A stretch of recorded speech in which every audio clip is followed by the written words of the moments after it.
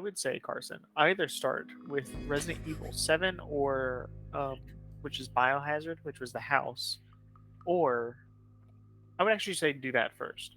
I think that's like the most vibey. Or do do 7 and 8 because I like, was gonna say honestly, just see if you can get your hands on like the OG 1, 2, and 3. That's good. I don't, Four is absolutely incredible though. Four is. I've seen a lot about 4. It seems 4 is really very good, pulpy and self-aware in a fun way. Wait, they just remade 2. 2 isn't the 2 remake is not a bad place to start at all. It's a great place to start actually. I would They have a remake of the original one too somewhere. Yeah, I actually really like it. I don't think it's a remake. Oh yeah. I would definitely, in my opinion, I would definitely start with 7. I love 7. 7 is so good. You should get a VR headset. We can play the VR versions. It has such a different feel than one. One has a different feel than any of the other games for sure because it was their first game, obviously. But like it's an overhead view, which is not the same. Yeah, the tank controls. Right. But we are started, Jacob. We're You live. were almost a Jill sandwich. At least you know the memes. That is the room. I almost died, Barry. Now's the time for jokes. Yeah, that's the room you get the shotgun. So like, worth it. Oh, I don't have an 18-month badge, so Rachel gets 2 12-month badges. That just obliterated all the other ones from last week. Hell yeah. Look at him fall. Do it again.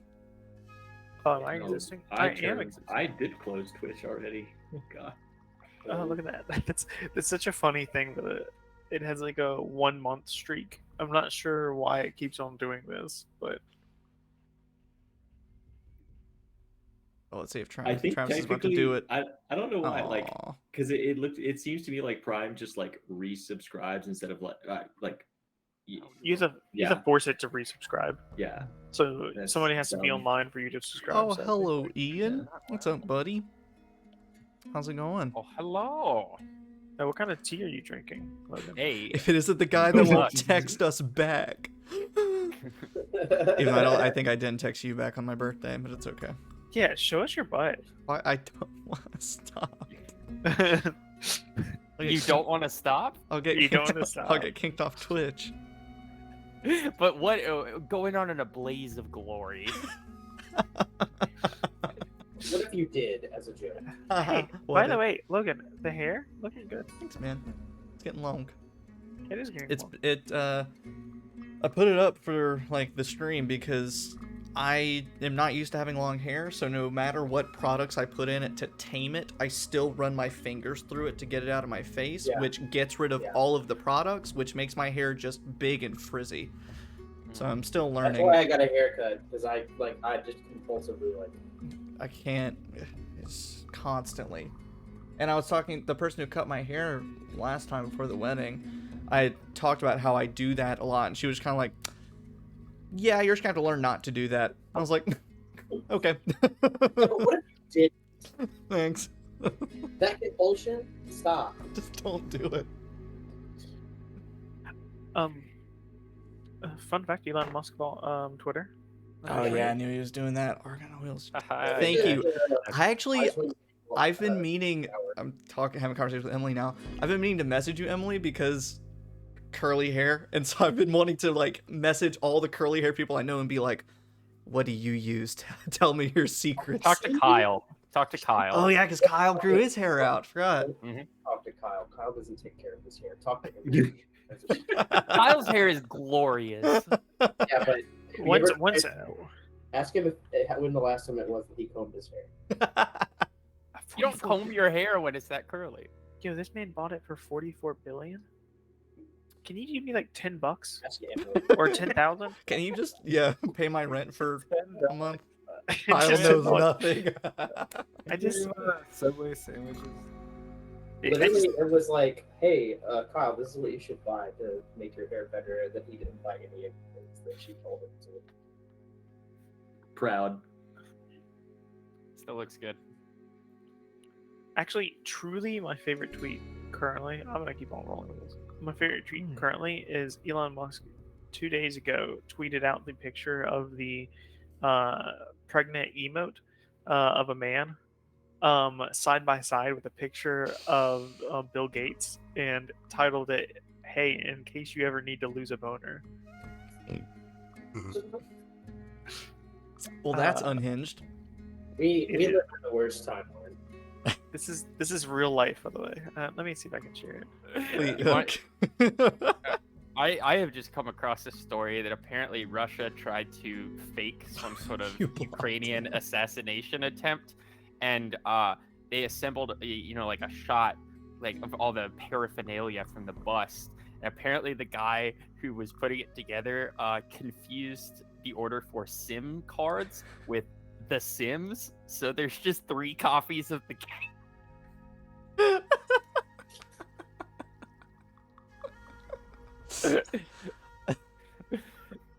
That's a notch below 4 Seasons total landscaping.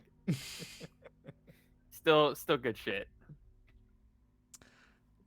Rachel's making an announcement. What? Do you not know the announcement? I'm more worried. Just says excuse me.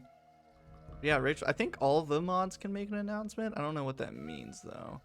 Oh, there was a hype train. It's over. Shit, I didn't see it. Oh yeah, that happened last week too. Wait, what are these announcements? Fun while it lasted. How do you make announcements? I think you have to be in mod view. Oh, I'm not even a mod of my own channel. Well, You're the owner of the channel, my dude. Yeah, but that doesn't make me a mod. It makes you an owner. You can do whatever you want. Yeah, can the mods ban Logan? Oh, wait. don't do that. No, Wait. no, because the stream will just end.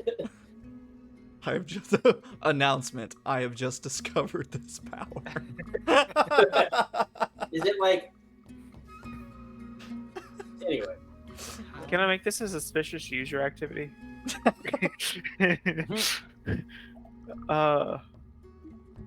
last pod standing, everyone started banning each other. Yeah, Rachel, give Logan a chat ban. The chat timeout. I'm glad that we're at the point where we are. What the and marinate? Wow, Ian, you're so deep. Hashtag professionalism. Hashtag deep. Not as deep as the fur on your bum. Can we get a picture of that actually? how do I? Behave. Oh, Someone hit him with the horny hammer. Bonk.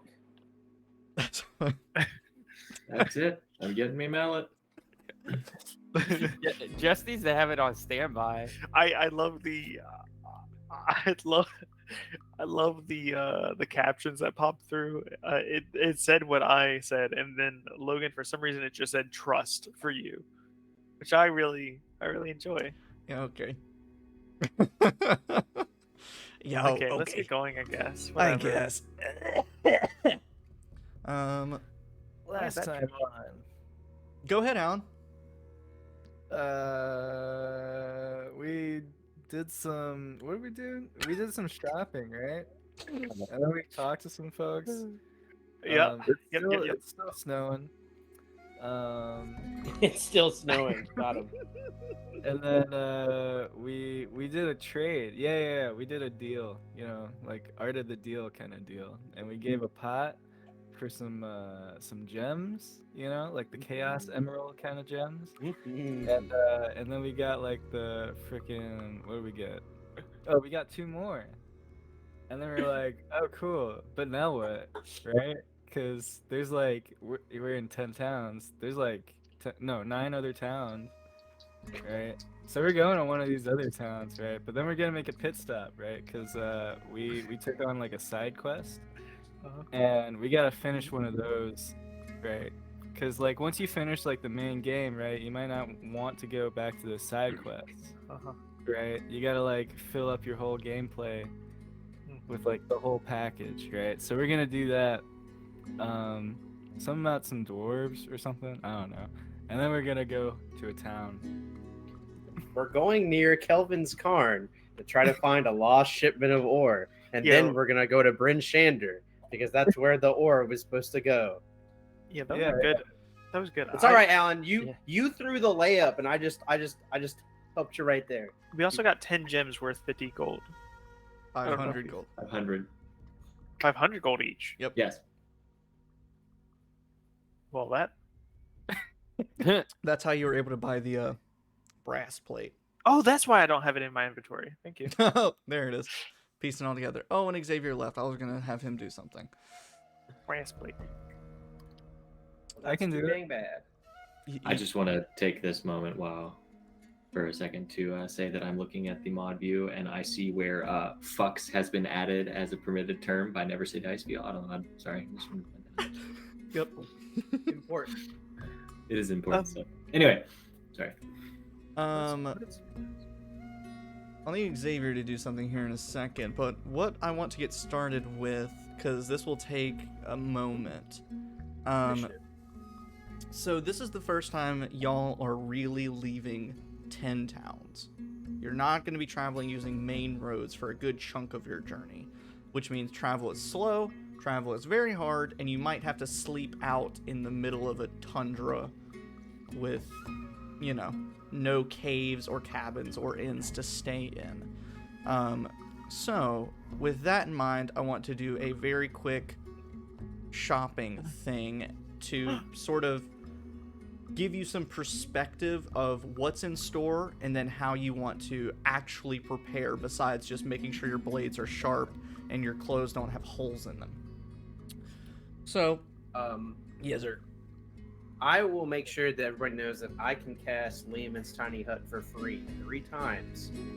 So if we want to use that, Like ever? yes, for free, because I Wait, got I got a charm from a Chewinga. So Like ever? Ever. yes, for free. I can cast it again later if I take the spell when we hit level 5, but which I definitely will, for sure. But if we need to, we don't feel comfortable, if the weather is bad enough, I can just do that. But we should definitely try to have backup plans in case we don't want to do that right off the bat. Because there's no telling how many more times we're going to have to do this. So might as well prepare well now. So, if you look at Albert Rodeo very briefly, I'm drawing a blue. Oh, that's a circle. I'm going to draw a. Oh, I should also change our Streamlabs setup. Setup. Layup. I'm gonna draw a blue line. That should be darker. From East Haven to this intersection, of the Eastway. You traced that really well. Thank you. Where I assume y'all will break off of the main road and across the Dale to where you need to go. Just Right, because if you head Praise Dale. right Dale, because just Hell yeah, brother. if you head upward toward Caer Dineval, that kind of runs down along a cliff, and you know you'd have to climb a cliff or go around it. That doesn't really make your journey any quicker. If you want to keep walking along the Eastway, you could. But again, it doesn't shorten your journey by all that much. Yo, what'd you get, Xavier? What is the food of the day? No answer for you, nosy. Do not perceive me. What food? Mouthful. I got a grilled chicken sandwich. From where? Who's our sponsor of today's Xavier eating session? It's called this little place called Bad Daddy's. They make it pretty good. Oh, yeah, I've heard of Bad Daddies. Mm-hmm. They're Nice. okay. They also got Travis a is side of tots, Side of tots? Mhm. Like Tots, loaded tots, tots, yeah. or just like regular tots? regular tots. Some just hot kind of- action. They're just kind of expensive sometimes.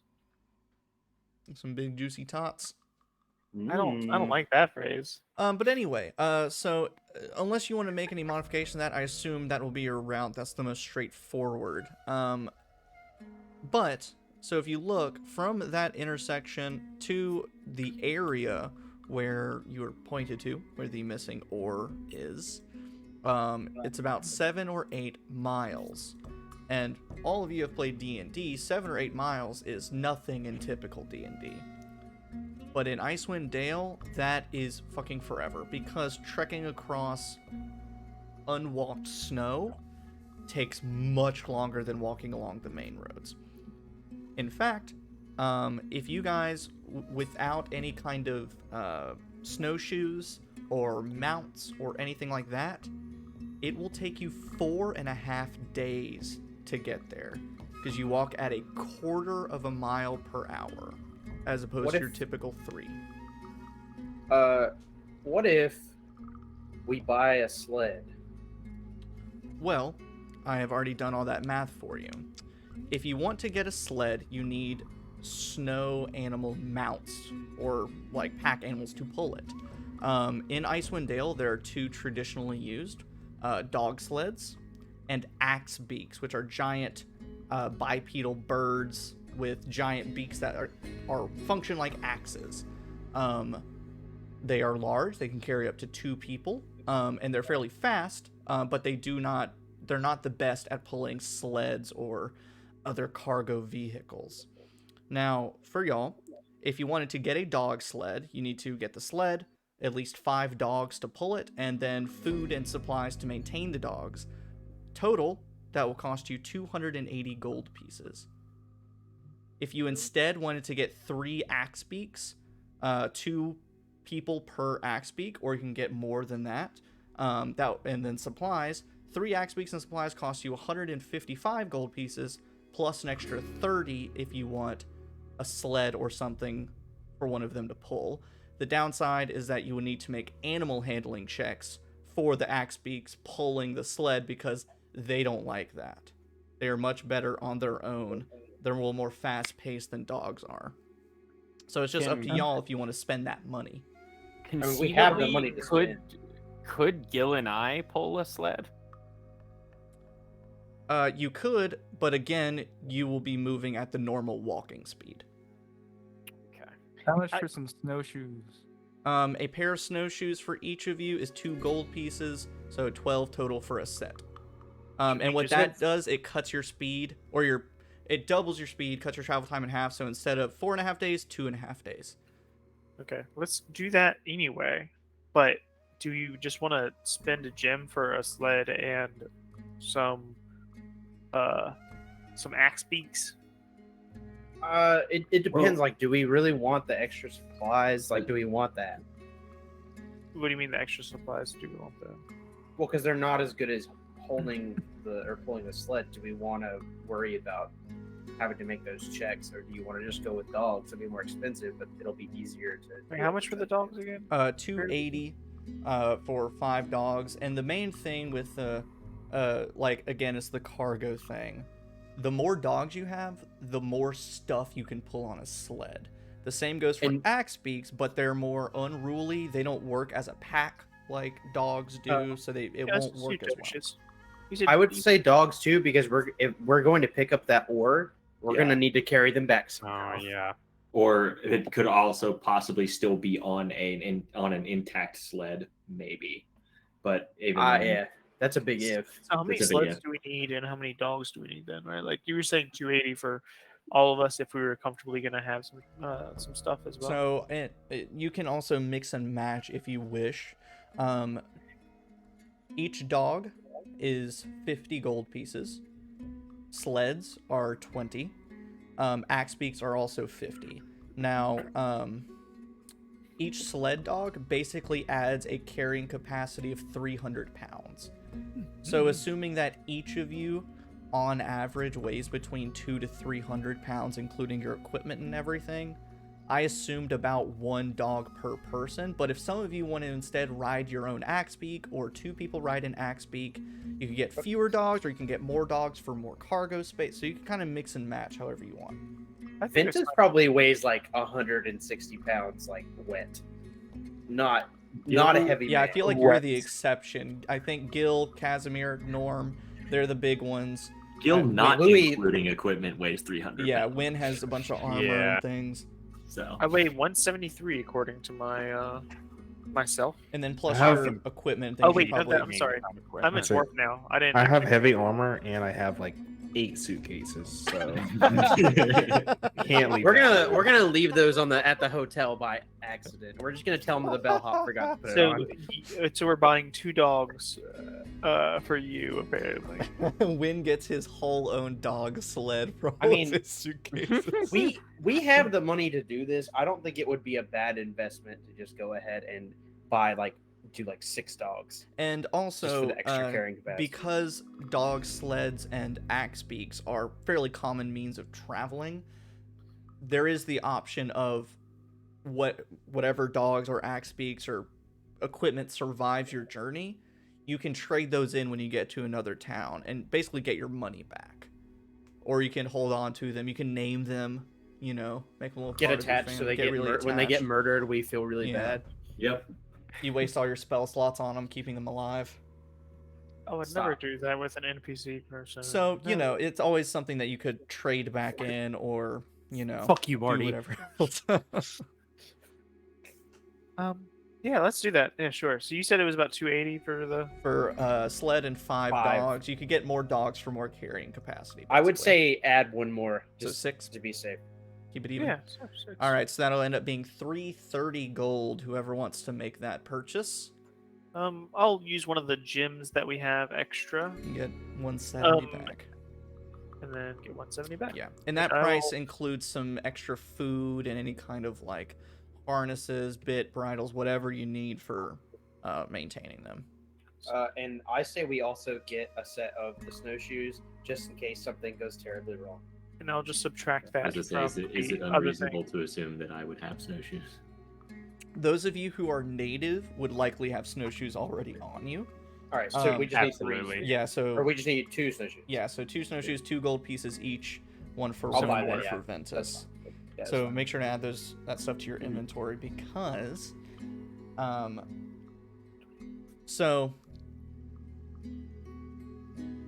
I'm trying not to be too resource management about this part, but I kind of wanted to sort of introduce some of the expectations for later, because if you look at the map, and I can even show you a full map of Icewind Dale, Big, the journey you are going on is small. that's comparison. small compared to the rest of the fucking map. Mhm. So eventually you will be on incredibly long journeys across just fucking nothing. Just snow and horrors and cold. So, Home. yes, home.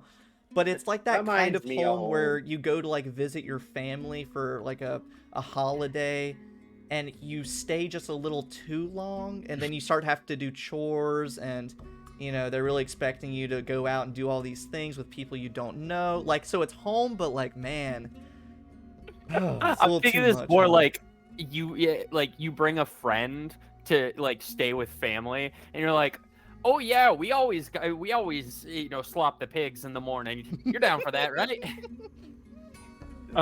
By the way, everybody gets 28 gold for the leftover that we have. All right, cool. So I'm going to send a link. I know you all have your own things that you use to reference stuff, but I will just go ahead and end our little Discord of doodly-doo, send a link to the Adventuring Gear page on D&D Beyond. OBS wants access to my computer, I guess. Please don't crash. And so here's the expectation that I'm setting out just to kind of cater to both sides of it. As I've been doing, whenever you are in town, I'll just charge you a flat amount per day to upkeep weapons, clothes, food, replace torches, replace oil for lanterns, do all that kind of good stuff. But before heading out, you should make additional purchases for whatever you intend to do. However, what I am going to do is say that if you don't really feel like tracking really small purchases, like, oh man, I want to make sure I have a candle with me. How much does that cost? 1 copper? Okay, 1 copper. You don't really have to do that. So my thing is if there's an item that you're like, ooh, I want that, but it's not explicitly written in your inventory, you can use inspiration to get that item, to essentially be like, oh, look, I found it. I remembered to buy that last time I was in town, as long as that item costs 1 gold piece or less. If it costs more than a gold piece, then you would need to make sure you have bought it previously. And most of that will make sense if you look at the adventuring gear list. There's kind of a clear difference between reasonable purchases made in town and then something that's kind of more specialty stuff. So if you're going to be traveling out into the wilderness of Icewind Dale, more or less, you've already stocked up on extras of, rope, oil, torches, food. But if you want to get like double extras just in case, you can add that to your inventory that you've made those purchases. Luckily, East Haven, it's a nice bustling shopping place. So they pretty much have about everything to some degree or another. So even things like healing potions are available.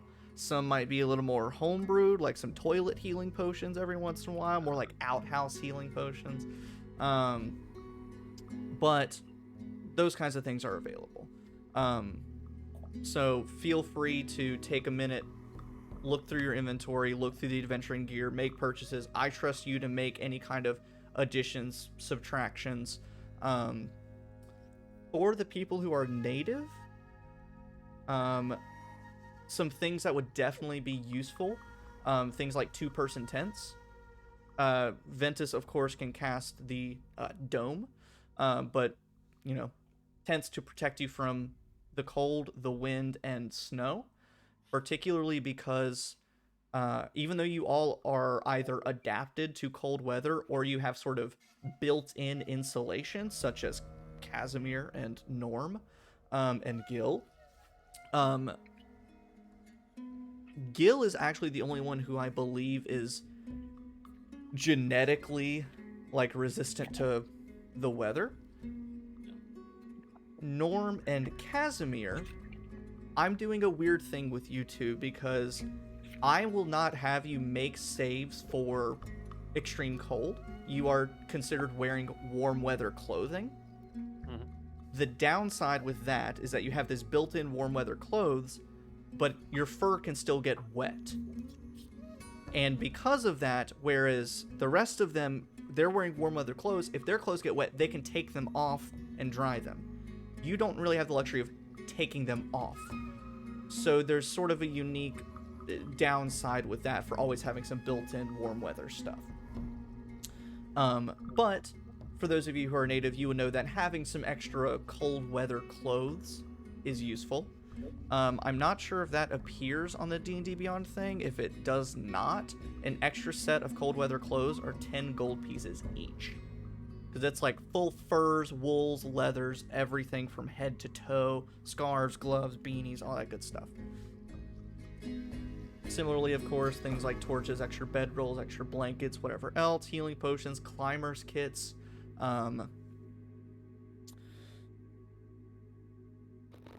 basically anything you think would be helpful in cold weather stuff. I think I'm also gonna buy a staff as a spell casting focus. Ooh, it's a focus. Also to help me walk in the snow. It's a little bit of a walking stick. Austin and Xavier, you both get 1 extra gold piece because how numbers work. Okay. I see you picked favorites. Understood. A D6 decided your fate. Congratulations. Travis, you don't have to lie to me. It's all right. I wouldn't have chosen you anyway. I would have re-rolled if it was you, Jacob. I know. I have a question Yes, sir. that I'm going to ask you. Oh. Okay. I am also going to ask you a question over Discord. Oh my god. Let's have some fun with this. Whenever you're done, raise your hand in Google Meets. Because that's a thing we can do. I think the best thing about this list is that you can buy a 10-foot ladder for 1 silver piece. Mm-hmm. Yeah, and it doesn't, I don't think it specifies, is it just a full wooden fucking ladder, or is it a rope ladder? Is it a collapsible ladder? Is it a... doesn't even say, it just says doesn't ladder. of your imagination. It telescopes. What's the 10-foot pole? Is that another one that's weird? Like, Yes. is it a telescoping pole? Do they not? That is literally what I just texted you asking. Is it I was a- like, is there a form of retractable pole for the 10-foot pole that is That like was so exactly for your reasonable question. transportation, but it still actually works? Like some kind of Why? like It would make no sense if it was not like Yeah. collapsible. I don't understand why that would. because I was thinking like it's so okay. This very specific thing that I'm thinking of here, it's essentially like it's a pole, but like you pull it apart in like foot-long segments that has like essentially an elastic rope in the center that allows you to keep it together. You know what I'm saying? I was thinking either that or like separate wooden pieces that have like grooves carved into them that are connected by a piece of like rope or something, so that way they can fold up, but then you like lock the grooves into place along it. Yeah. Yes, you can get a collapsible 10-foot pole. Coolio. In whatever Right. fashion you think it's most reasonable and most cool.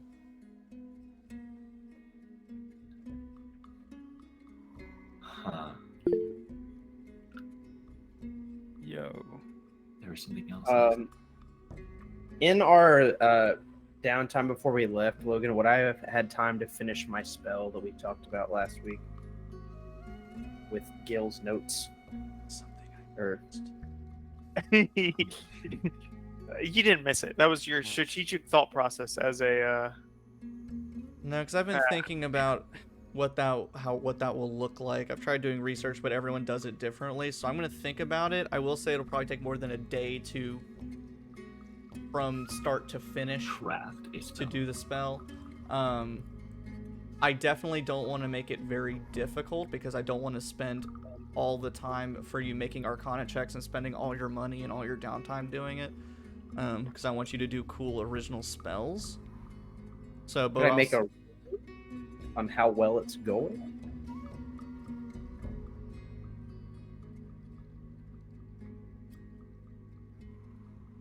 I'll still need to think on it more. I think either way it'll Okay. still take more than just a day of working on it or an evening of working on it, but How long were we waiting before we left? Was it just a day? I didn't think we were waiting. it any longer. was the soup kitchen, then you had that evening and that night, and then the early morning, and then you had your meeting with the dude, and then now you've left to go to the thing. Oh, I didn't know we left right away. Yeah, Oh, that's fine. Just continue to think on it. I will.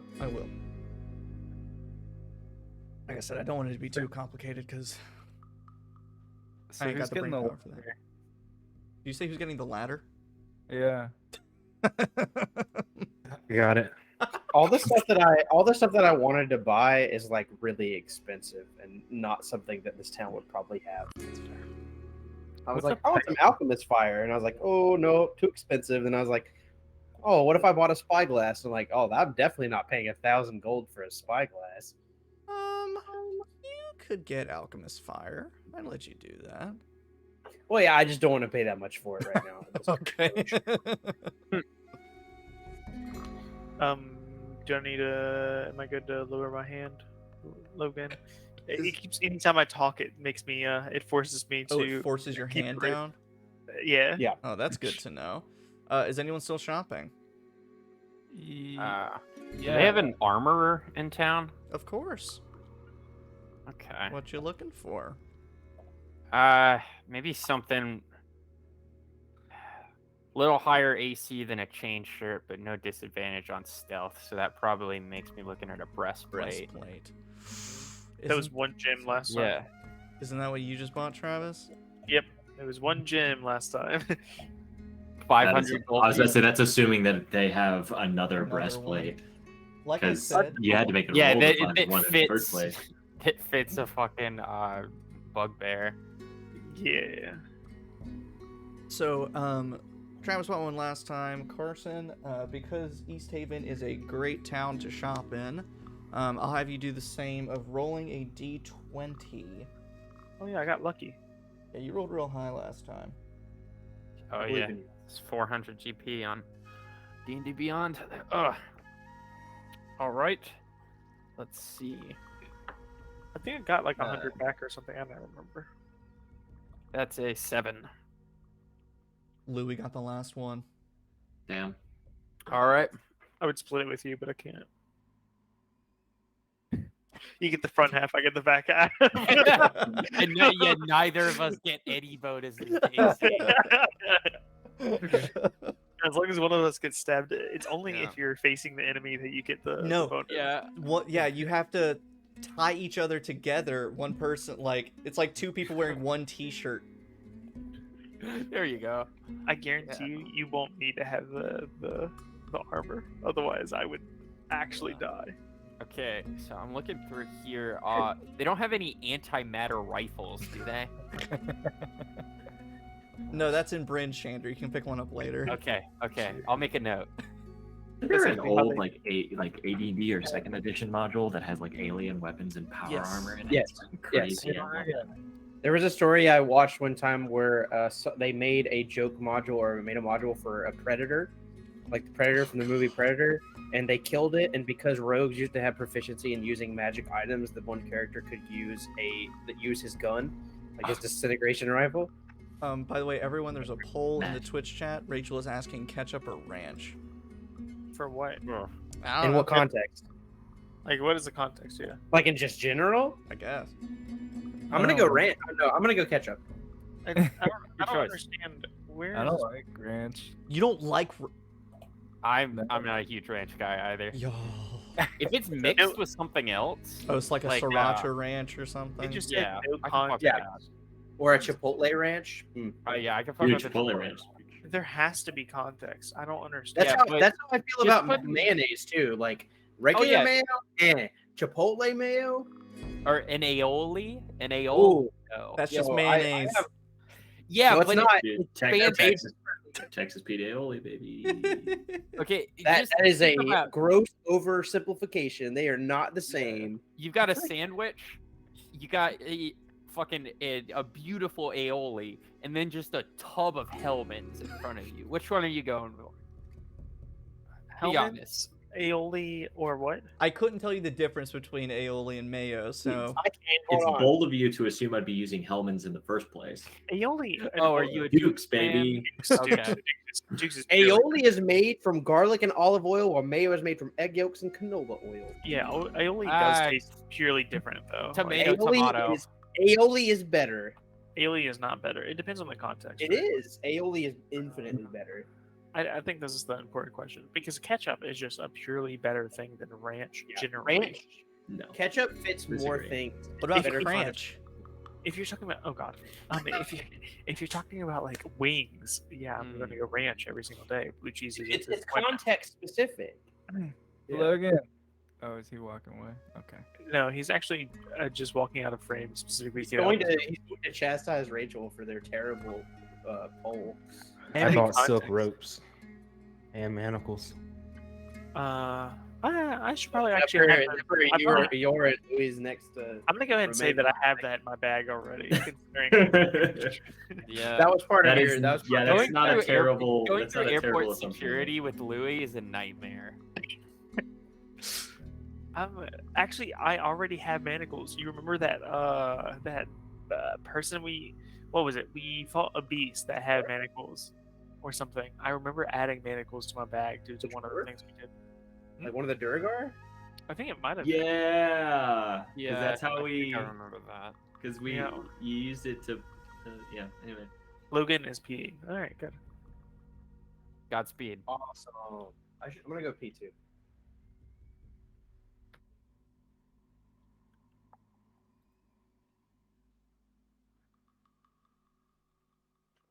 You can get a whistle. You can. I thought about it. I'm getting a whistle. Yeah, I'm gonna go ahead and add silk rope. I don't know in what world I wouldn't. A Pride silk outfit. Okay.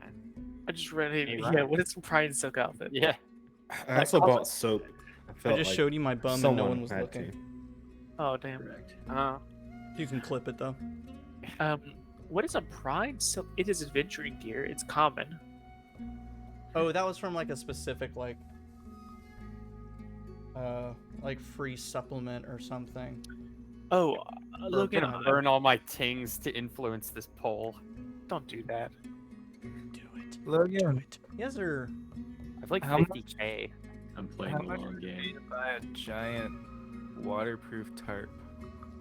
Giant waterproof tarp. I would probably say the same cost as a 2-person tent. Okay. I want to get that instead of the 2-person tent, and also get a ladder.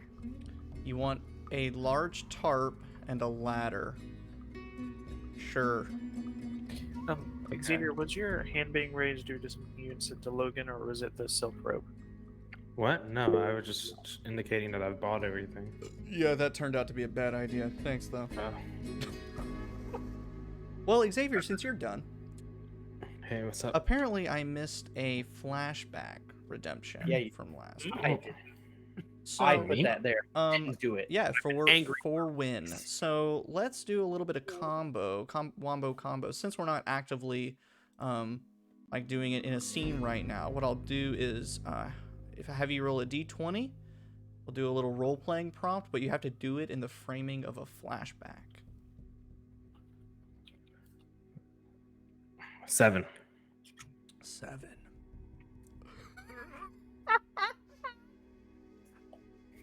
I don't know how you're going to frame this as a flashback, so this will be a nice challenge. What is Wynn's retirement plan? Dictator of 10 Towns.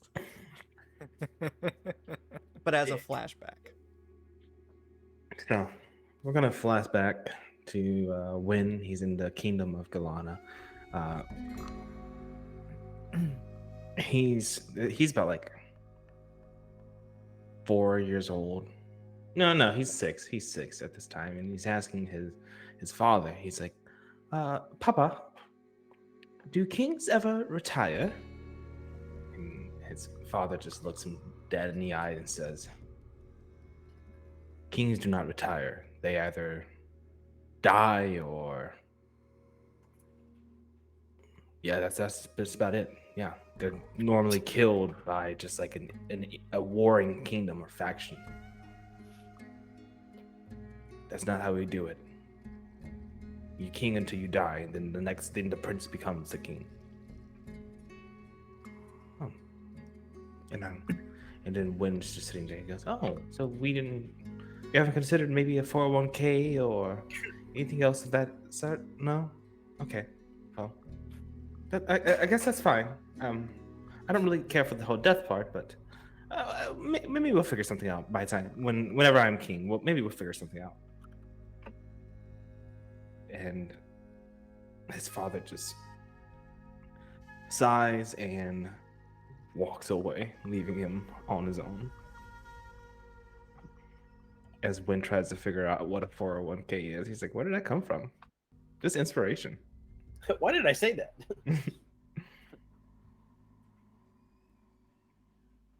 But yeah. Nice. 6 years old, thinking about 401ks. Hey, gotta start early. In this economy.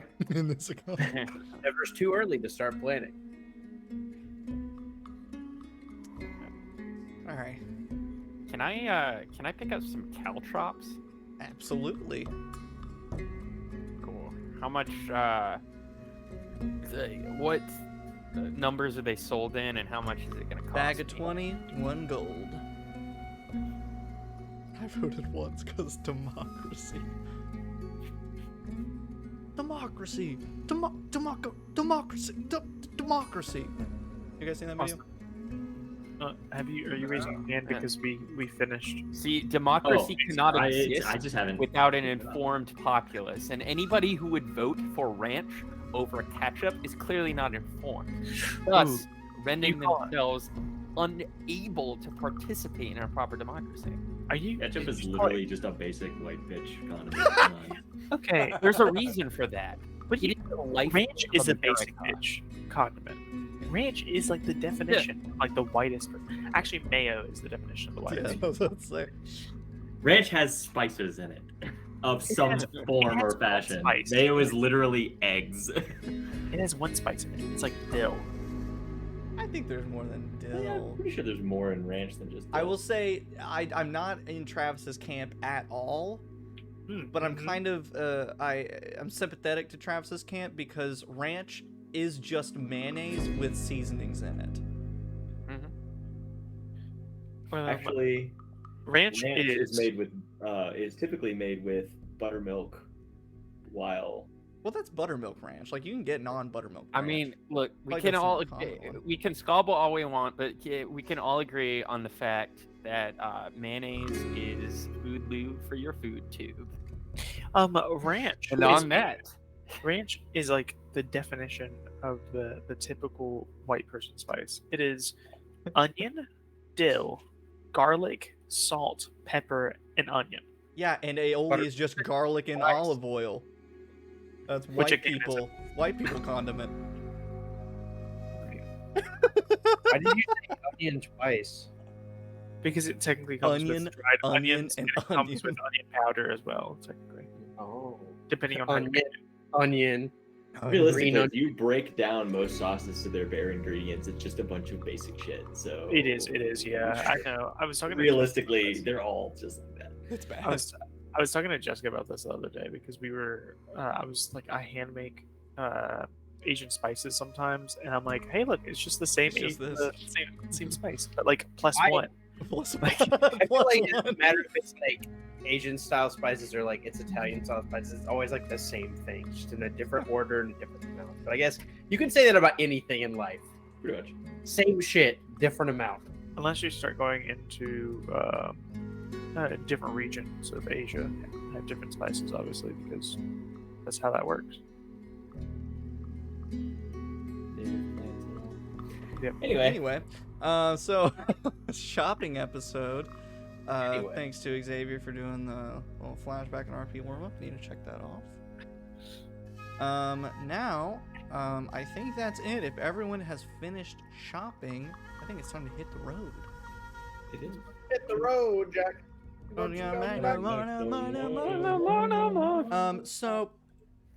To the marching band. the first half of your journey, the first 4 or so hours, very easy. You're walking along main roads. You see some people coming back and forth from East Haven to other towns, from Binshander to Are we Carden. out on the sled? Yeah, I assume so. You're Okay. still on the main road for the first half of your journey. Make it a little bit easier on yourselves. All right, let's name all the dogs. I'll write these down. Don't make me. I'll put them in the initiative order, one by one. They each get their own initiative. Please no. We can't even come up with a group name. How the fuck are we gonna name a dog? That's fair. We'll let it happen naturally. So you guys are riding along the Eastway, seeing all sorts of travelers from Goodmead. You see a couple folks from Dugan's Hole that I apparently Win wants to avoid. Yo. Travelers from Brinshander, Caerdinaval. Occasionally you may hear a whisper or two being like, "Is that those? Is that them? Yeah, they took care of that dude. Killing all those people. Wait, those people that fed East Haven? What? They have food?" And a couple times the hackles on the back of your neck stand up as you think people are about to jump you for some food, but eventually seeing the well-armed large group on a dog sled, they let you pass by. But eventually you reach that intersection of the Eastway. You see a snow-covered sign, wooden, swollen with snow, cracked and splintered, signs pointing toward Goodmead, Caerdinaval, Caerconig, Brinshander, all of the places that branch off from this intersection. And instead of taking any of those roads, you break off into the thick, high snow of Icewind Dale. Yeah, Jacob. While we're on like the well-worn road, I'm gonna be working on my spell, kind of sitting on the sled, doing my best to kind of just like write and do magic calculus while we're traveling.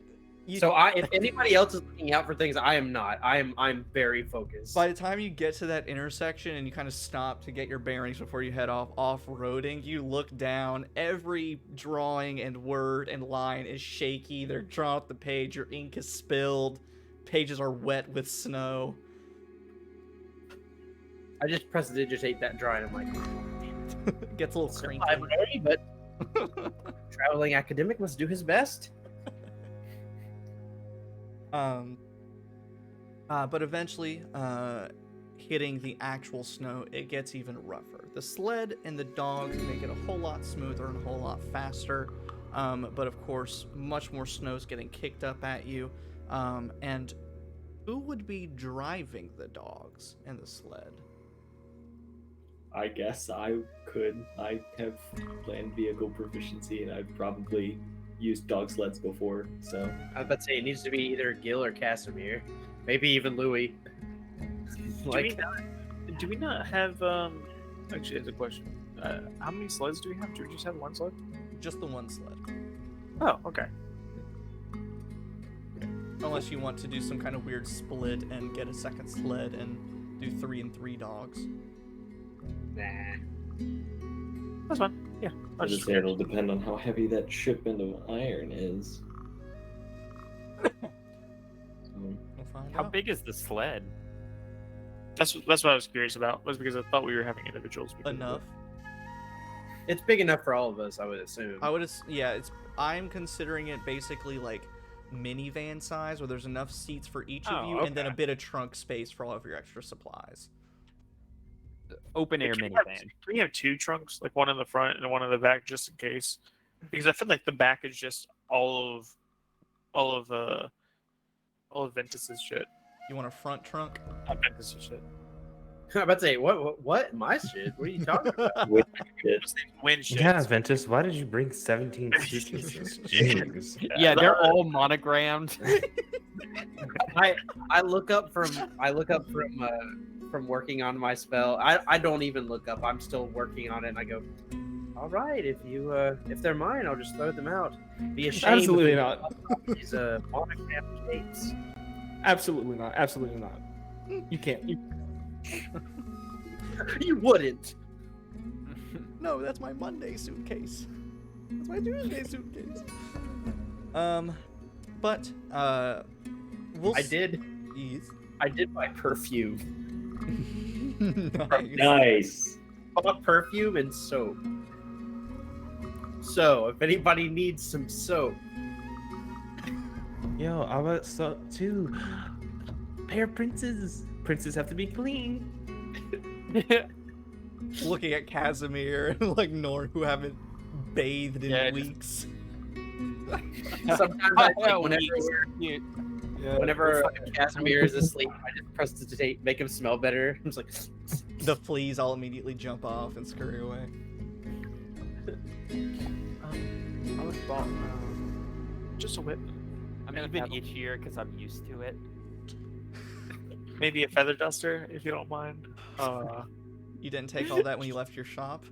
I have a backpack of. Do you remember? I Sex have the toys? traveling. Yes. I don't know how to say this, but is the feather duster part of a larger ensemble? Yeah, it's with the whip. He has a little eye mask. Yeah, it's just it's a sleeping mask. Actually, I actually just stole one of Wynn's extra sleeping masks. I figured he wouldn't miss it in his Thursday suitcase. Gives it back to Win. Why is it crusty? Whoa. Yeah, group Nobody code. liked that. Everybody hated that. Anyway, hey yo, like, hey no. hey, no. So we have a lot of travelers, Dale travelers in this group, specifically Kasimir and Gil. So as you guys are following your rough path, even though the hills of Icewind Dale might be a little bit harder to travel, they can also prove a great boon when it's time to find some shelter. Maybe find some caves. They can at least block a bit of wind. And of course, the snow is nonstop still, but of course, it's sometimes better than not. And this evening, as the moon finally begins to show, and the aurora that's normally across the sky during the day gets a little bit dimmer. The moon shows, and it's eventually time to find a place to rest. Easily enough, you're able to find a nice, basically a trench, to park your sled, release your dogs, tend to them, and begin setting up your own camp. Are you going to be using the dome sphere? I think we should save that for an emergency. For now, unless it's like the weather is like absolutely atrocious, I think we should just use the tents and Okay. set up watch, the classic Sounds good. maneuver. So who got tents? I bought tents like as soon as Wynn and I got to the Icewind Dale. So there. Oh, okay. So there are plenty of tents. You could even each have your own tent. It seems. That's how so many hands raised. Who wants to join me in my tent? We have a It's sleepover. a two-person tent, I assume. You snuggle for warmth. I would love to snuggle for warmth if you don't mind. I didn't buy one. Anybody else Anybody else? who's not going to try to touch me in my sleep? I won't try to touch you. I don't do non-consensual. You know what? I respect that. Well, what if we could use this as Can we make a a tent bit of- for yes, or we could use this as a bit of a bonding exercise. We could I have camp plenty and of thoughts of that for someone that sure. we don't have to talk to as much. We could learn about each other, make the best of this dismal situation. tent for Before we get to that, are you guys going to want to keep a fire going for as long as you can, or Oh yeah, for sure. I think that would be both the safest and unsafest thing, but it I feel like usually is? warmth triumphs over people trying to find us. I would say that's probably the better idea. I thought Just keep a watch. a hooded lantern. Can you use that for warmth? It won't necessarily keep you warm. It can produce enough warmth for probably like one or two people to put their hands up to, but it won't keep your core, your trunk warm. Okay. But it could keep you warm probably like in your tent if you wanted it to. Okay, yeah. Cool. You see Norm grab his 2 ladders that he bought, prop them somewhere, and then that large tarp, and he throws it over, and then he turns on the lamp.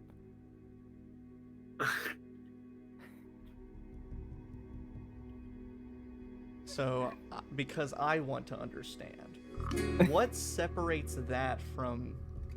Why didn't Norm just get a tent? What is the motivation, the intention behind this 2-ladder tarp contraption? Pray tell. Now I have a tarp and 2 ladders, too.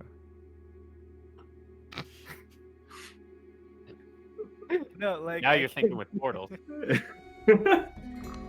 Now you're You know, if I ever need to use, like, if we need a waterproof tarp to cover something, protect something from the elements, right? could- I got that. On your If I ever need, like, a raincoat, I could, like, make a little cloak kind of thing. If we ever need to get up somewhere, I've got some ladders. This is such a dynamic difference Yeah, from from your previous characters. It's like we're so expecting it to just be goofy, and it's like no, there's It's a very well thought out. specific MacGyver-esque reason behind all of these things. he's like dumb, but like Alan does a That's smart. terrible job sometimes of showing this, but Alan is super smart. I feel like But That Alan was a knows, compliment within a slang.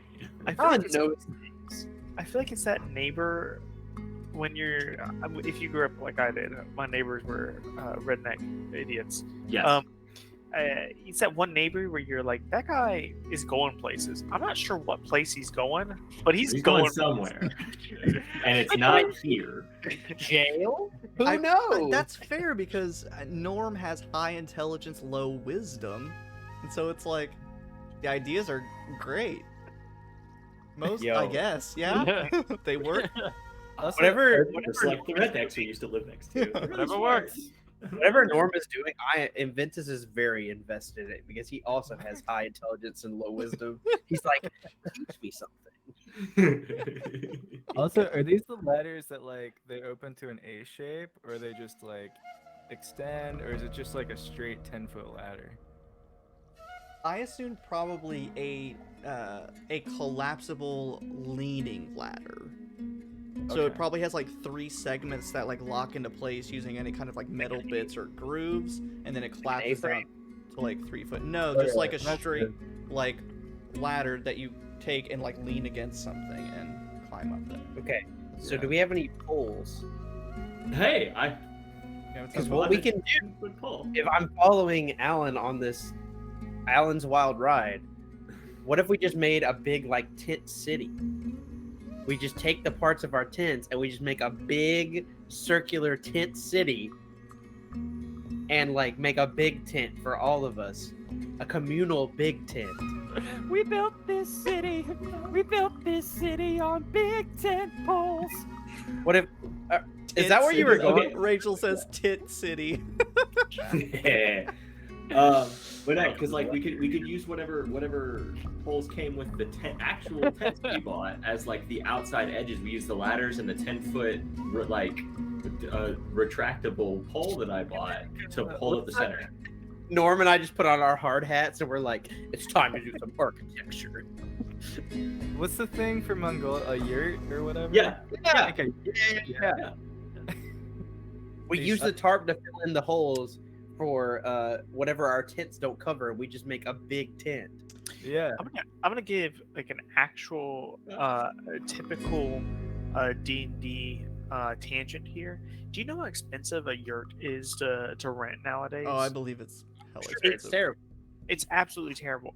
And the thing I 'cause always we're- ask is, We're making stupid things into a commodity for the sake of an experience. It's terrible.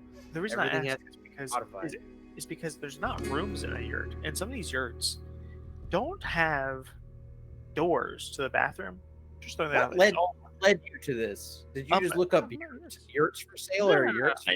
My friends was renting a yurt for a vacation. This is or trying to was being forced to. Is the toilet facing towards the center or is it facing towards the wall? It's on the wall, Oh. but like you just have a curtain to like pull in front of the.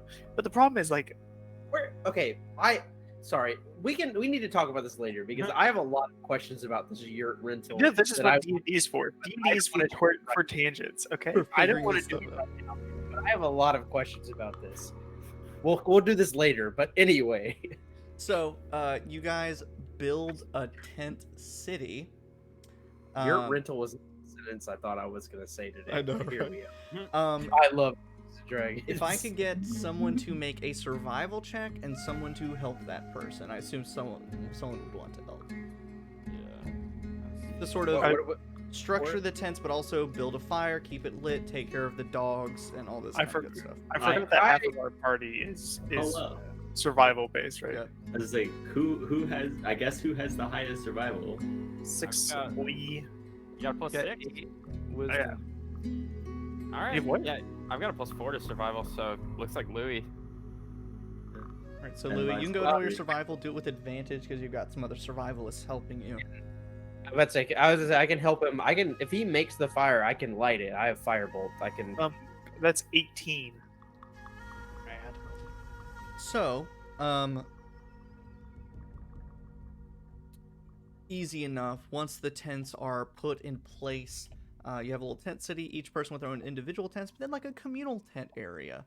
It's kind of nice and cozy. You set up your lantern, get some nice ambiance. You get the dogs taken care of. Of course, the dogs also need protection from the cold, so there were 6 dogs. There's 6 of you. You each can spoon a dog whenever you fall asleep tonight. You cuddle with the dog.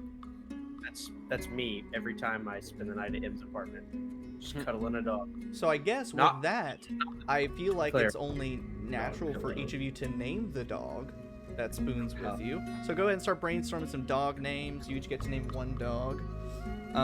Unless someone doesn't want to sleep with the dog, then someone can have 2. Everyone wants a Father, dog. let me keep a pet. So go ahead and start brainstorming some dog names. But we'll say you can divide the watch into pairs. So 2 people are going to take the first watch in your little tent city? I'll take the first one. I'll go with Kasimir. Probably should spread out the people with good wisdom and people that bad. So I'll go with Kasimir. I want to use my iron pot and grab some of the snow from outside take it over the little campfire that we've made and make some hot water Wow, hot water. Hot- Fancy. for us to water, drink hot and shower. enjoy and warm up to. And I technically can purify that. Oh, hell yeah. I mean, it's boiled. It's fine. Also, I'm Probably. naming my dog James Marsden. Magic. You should name it I don't James actually don't Marsden's even- character in Sonic. That's the full name. Truly cannot remember the name of that character. James Marsden or Sonic's dad. Yeah. Oh, Win would be allergic to dogs. He is from like the ocean.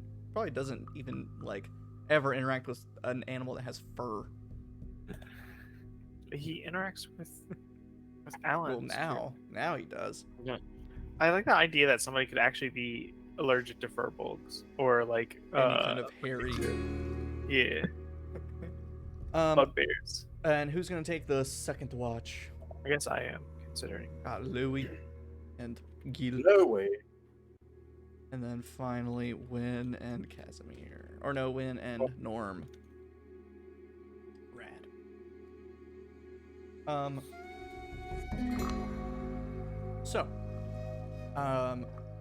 Early on in the night, during Ventus and Kasimir's watch, the moon rises, the aurora starts to fade somewhat, but the weather doesn't pick up in very negative ways except wind.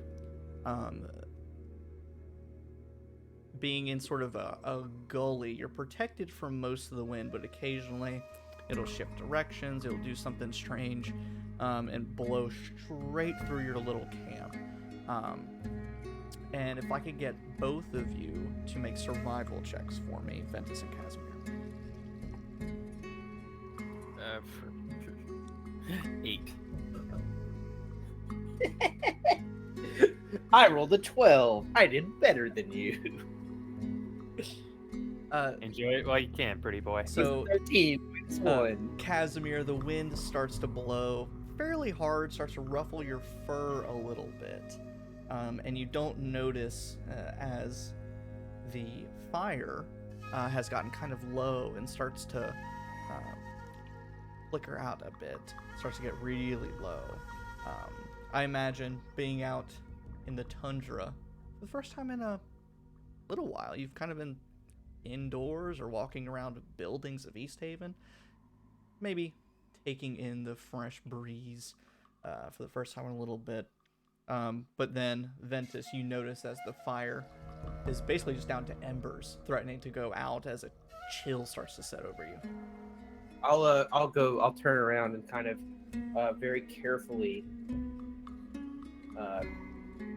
I will, knowing that firebolt is like a multiplier, it's not control flame, it's a little more uncontrollable.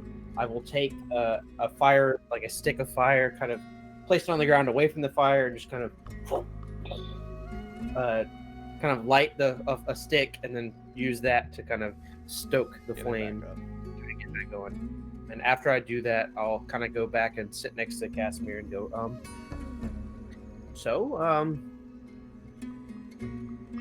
the first time the two of us have been able to talk just by ourselves. Tell me a little bit about you. It's good to know the people you travel with. You're a good sort. Tell me about you, your family, anything like that.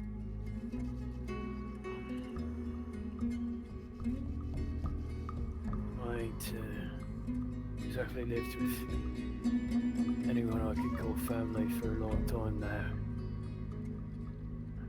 Sometimes it's easier to set off on your own. Icewind Dale attracts less attention.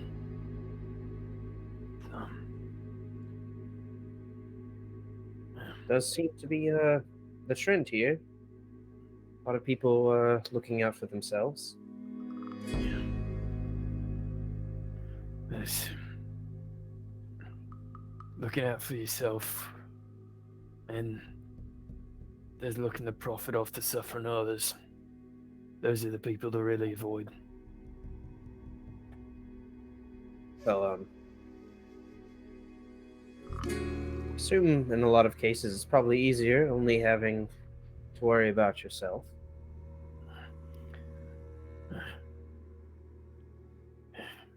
You don't gotta worry about no one else hurting. If you die, that's the end of it. No one else to rely on you. No one else sheds a tear. Simpler that way. Well, for what it's worth, if you died, then I would cry. Was you really? Absolutely. You're well, to be honest, I feel like I've said this before, but before I came to Icewind Dale, despite the circumstances, the only friends I had were Zeph and Amelia. It's nice to, despite how barren and frankly very cold things are out here, it's nice to know at least that I have more people that I can consider friends. I do consider you all friends. So if something were to happen to you, I would be upset. Are we friends? Absolutely. You lot are nice. You and Wynn in particular have been very kind to me. I appreciate it. I will do my best to make sure you make it out of this land alive. For whatever it's worth, you have the word of a wizard that's never been away from home, but I will do the same for you. You see, you can almost see unfamiliar muscles straining as like a little smile spreads. Kasimir just goes, A pact then. I hold out my hand. I Fact. engulf it in a big fucking long clawed and hand. I just kind of less shake your hand and more just shake your entire arm. Just go. Well, a pact among friends then. Ventus of the Southlands. We are bonded. And Ventus also will just kind of like a sheepish smile, like, indeed. Friends until the end of whatever quest we are currently on. Whether that be picking up iron or life itself. You never quite know day to day here. I'm sure you ain't been here too long, but I get the sense you're picking up on it.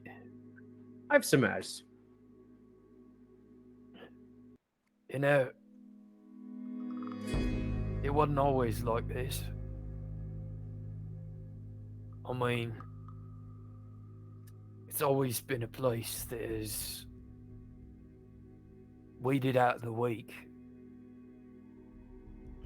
But it's gone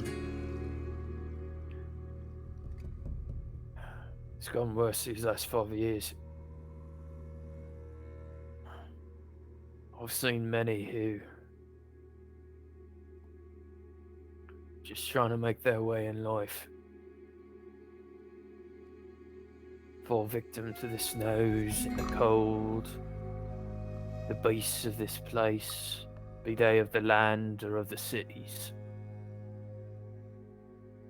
Yeah, I've been dealing with this kind of stuff.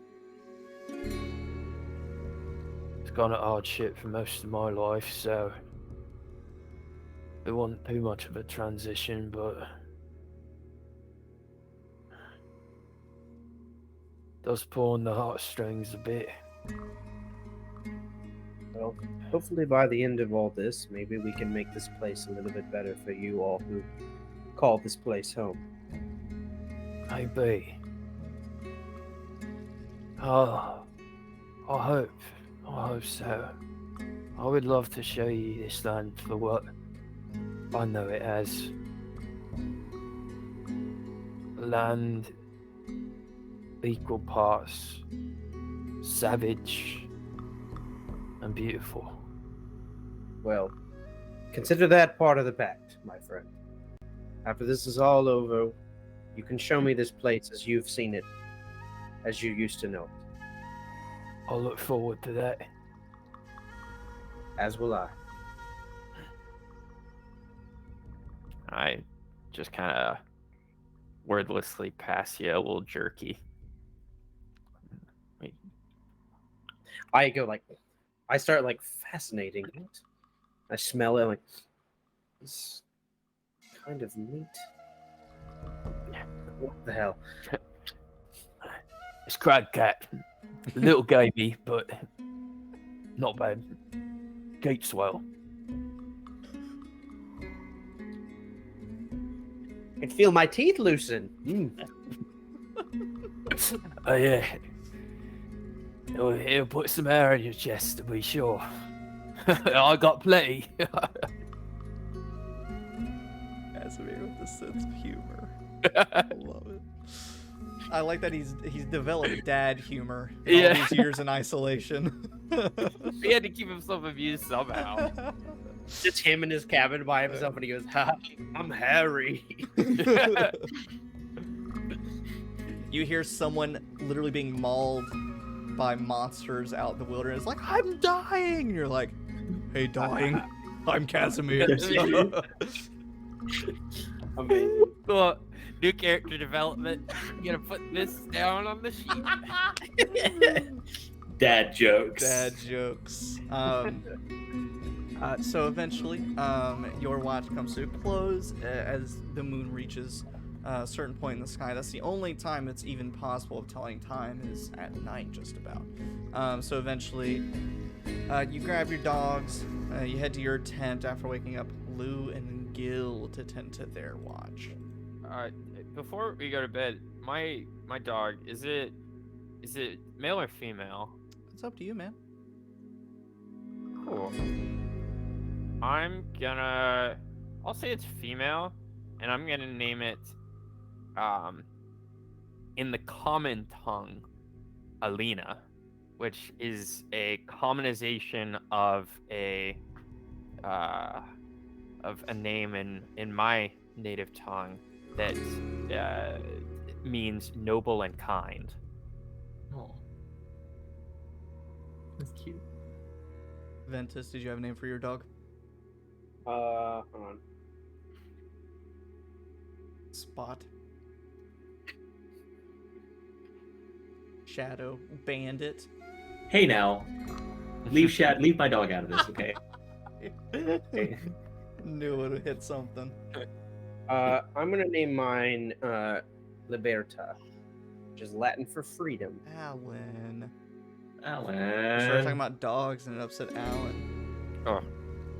Maybe he has a dog named He's back. Hey, Alan. You ruined the layout, Al. Okay, I can fix it. We have the technology. Oh, Jesus. Can y'all hear that at all? No. I don't think so. Toland is outside the door, like Smashing losing himself his against the mind. door. He's not smashing against the door. He is just like, you know, his thing that he does when he's upset. That boy loud. That's why I keep my door open. I cannot. So Yeah, Toland causes problems. Waffles is honestly, I prefer enclosed privacy when I feel that. on video or mic. So I think I did it. Easy peasy lemon squeezy, baby. So, Gil and Louie, you take up your watches. For the sake of brevity, I don't have a prompt for y'all. So if you two want to roleplay with one another, you're more than welcome to. If you have any thoughts or questions to ask one another, otherwise you can just sit, make small talk for your watch. Louis, this, if you don't mind me asking, this reincarnation business that I've only seen it happen once. How many times has this happened? How long has this been going on? Well, you know, who exactly is to say? I think it's I think it's twice, but I couldn't tell you for the life of me, to be honest. Oh, that's right. You have gaps in your memory, don't you? Yeah, and as Louis is like half watching, I feel like Louis is watching, but he's also just like, and then like quickly, you'll see him start to draw his dog, like as they're curled up at the end of his bed. Have you always drawn things around you? No, I found after talking. Oh goodness, what was her name? I gotta be honest. I have no. His name, Zeg. Their name.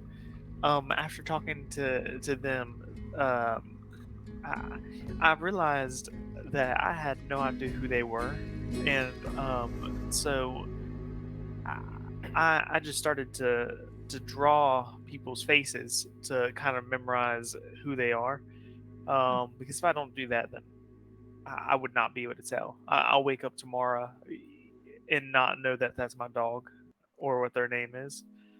I still don't really know what their name is. I haven't thought of anything that I could remember. I was thinking about naming them after Titania just so I could remember that name in general, but then you might I have forget the no dog's idea. name anyway. But I might forget the dog's name.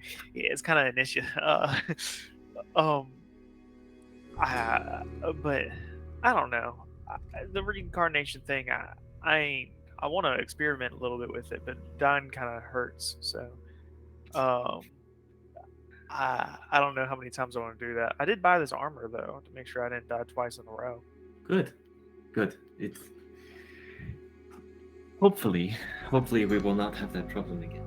I am very surprised that Kasimir and I are also still here today, but I guess wise. you just get lucky. You get lucky.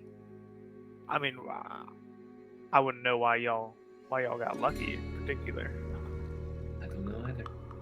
But maybe Icewind Dale just decided it wanted us to live. Who knows?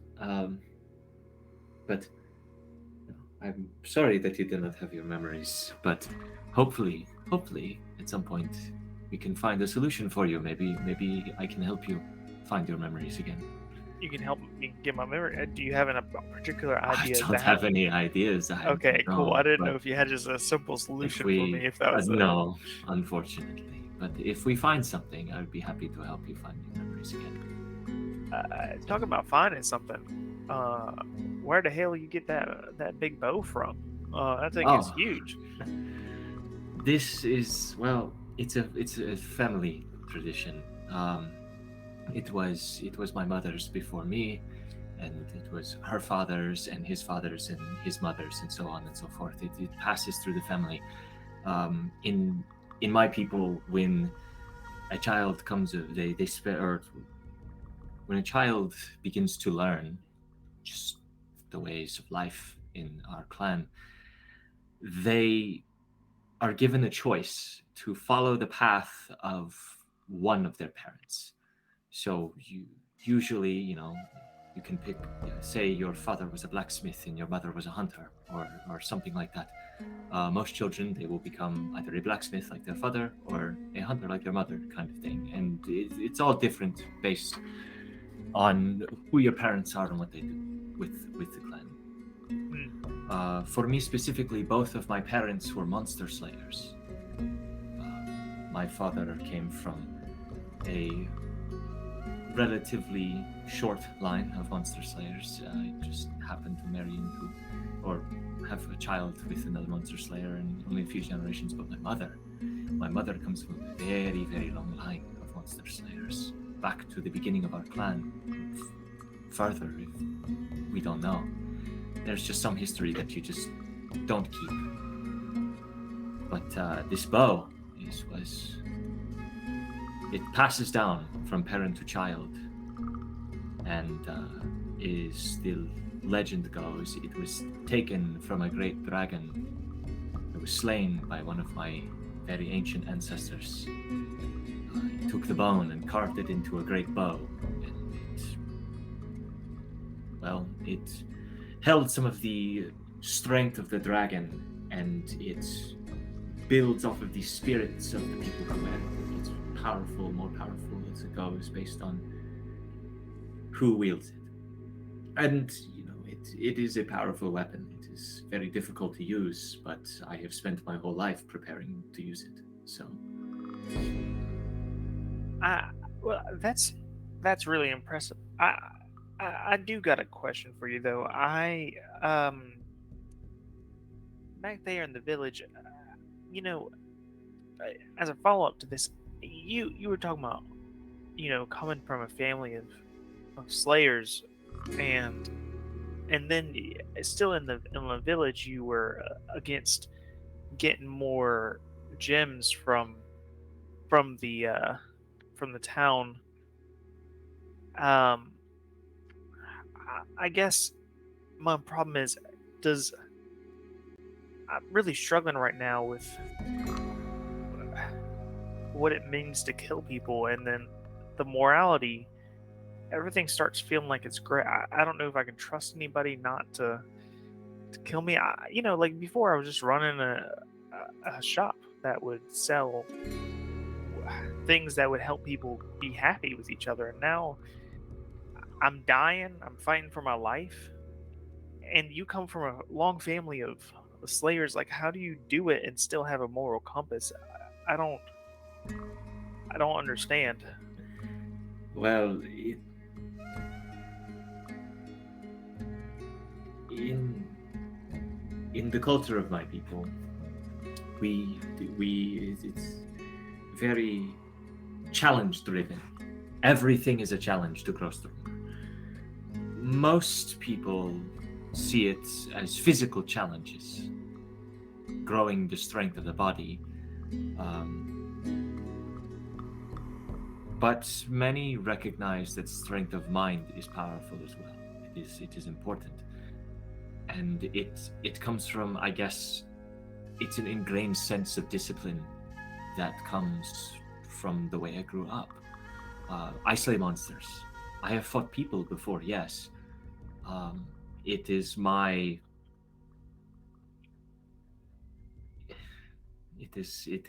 moral compass that is actually the reason why I am out here and not with them.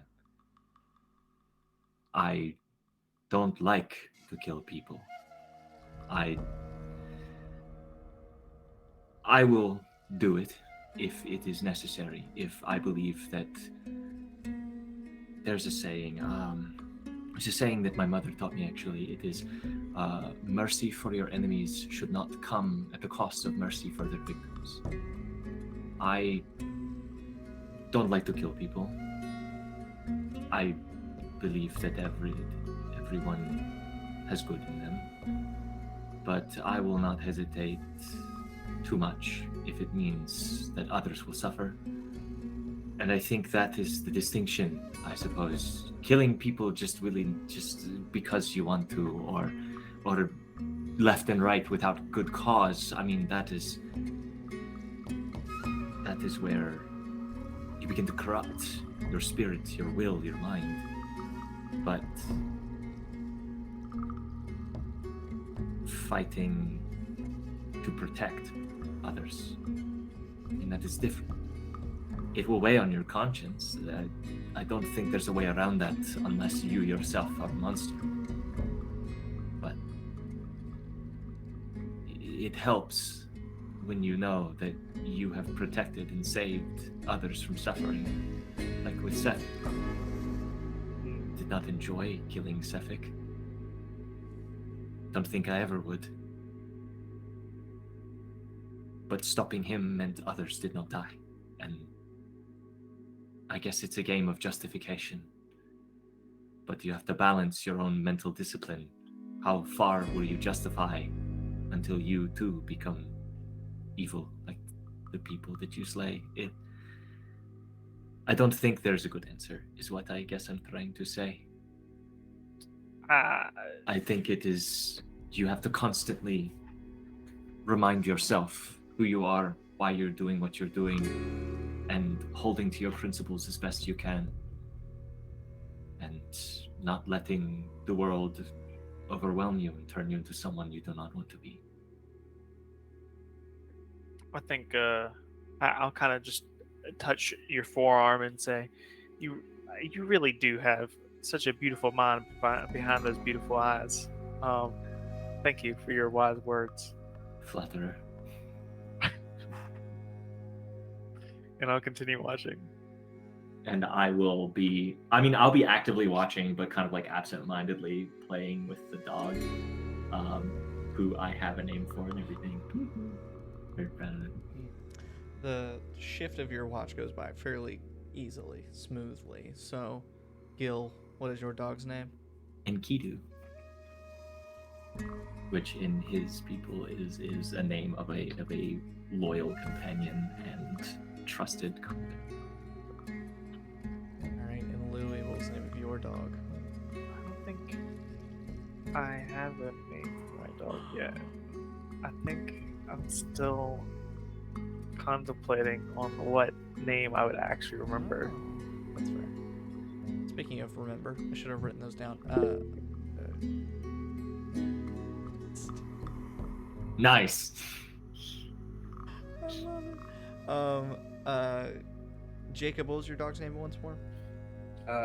Liberta, just As it sounds. yeah. And then Carson, what was yours one more time? I think you're muted. Alina, Alina. And for Win and Norm, we've got Princeton.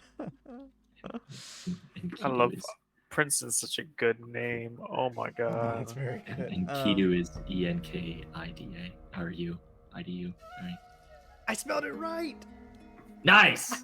ENKIDU. Woo! Part of me really wants to name my dog Tinkerbell, but I'm not going to.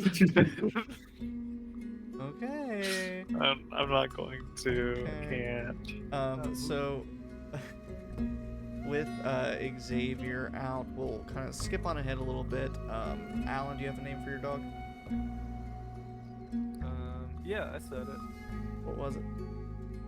James Marsden. Is it the kind of thing that you'll just shorten to James, or are you gonna say the full name every single time? Yeah, like, you know, I think it'd be great. Just full name it. Yeah. You know, you can't just say like Jimmy Mars. Jim. Jim. Hey Jim. Jim. Hey Jim. Jim. Alrighty. So pushing on, I will. Some of you have traveled through Icewind Dale across these tundras before, and you know that these sort of open, snowy fields are somewhat of a hunting ground for not just animals, but also for bandits, orcs, any people trying to survive out here. So of course, staying on watch for that, but it also means that something you notice very soon in your journey as you set off the next morning, packing up your tent city, that there are a lot of broken down, snow-covered wagons. There's a lot of burned down, snow-covered camps. Occasionally you'll see just a random traveler that died mid-journey, and you see their snow-covered corpse laying in the snow. I'll leave it up to you guys if you want to stop and search those types of sites for supplies or anything, or if you just want to power on past them. It will, delay your journey with each stop, but, there's it's up to you whether you want to stop and search those types of places.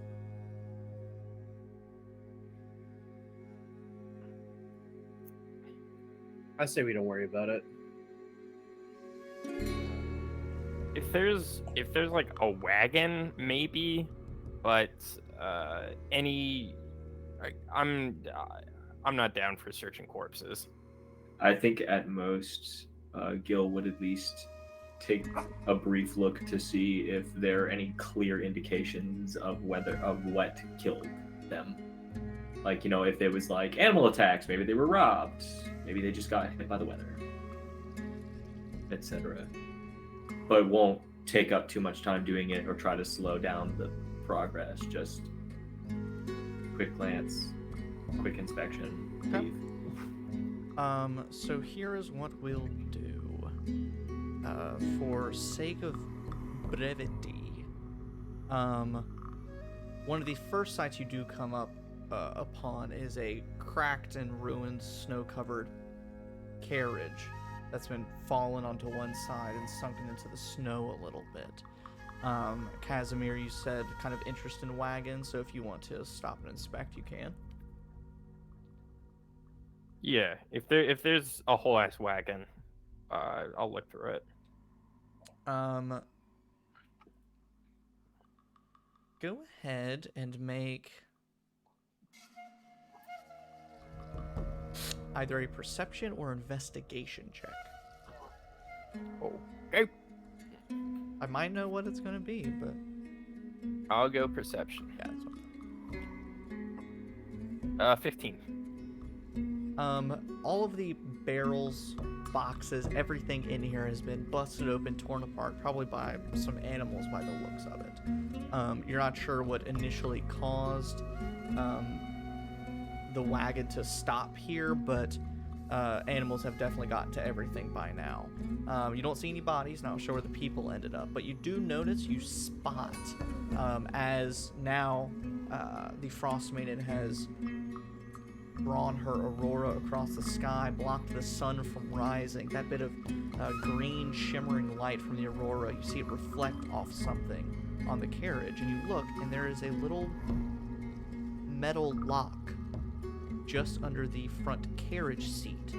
And a little bit of inspection, the seat is a lid to a sort of driver compartment, but it's still locked, and it seems pretty frozen in that position until, you know, crack it open. Yeah, I will, using my strength and, you know, available implements. I have a crowbar. That works. I And bought a got crowbar before we long-ass left. arms. So make So- an athletics check with advantage. So say I made it a point to buy a crowbar. Okay, yeah.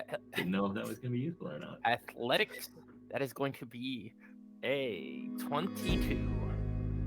You all hear a as all of the metal mechanisms within the lock just snap and spring and explode everywhere. The lid of this driver compartment snaps open, and when you look inside, the interior of the compartment is empty except what looks like a very dull knife.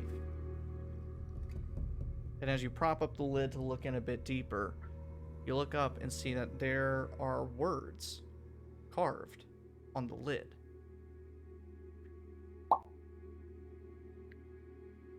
Can put these words in the chat, but I'll go ahead and read them as well. Cool. I call over somebody who can read. We've been working on this. I know. I recognise some of the letters, but I'm still a bit unclear on how they sound together. All right, I will read it, but this time I want you to pay attention. Okay? Okay, look, I'll sound out along with you. Okay? There we go. I'm going to put it in the Luton handouts Discord channel, but the carving says, "There's a place I like to go, farther up the river's flow. Where it is, I do not know, must be under all that snow."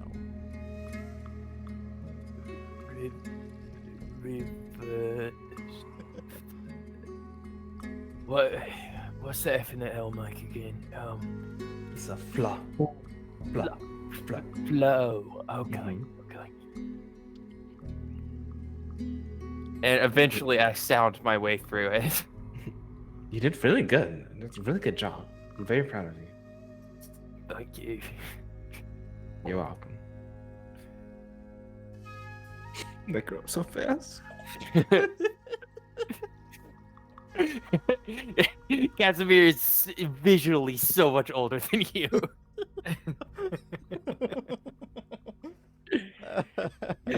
Just kind of like, again, like shaking a little bit as he's kind of like doing a little beam. He's just, I read that. All right. No, what's it mean?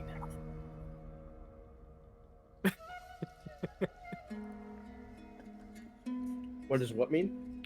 This little poem, riddle.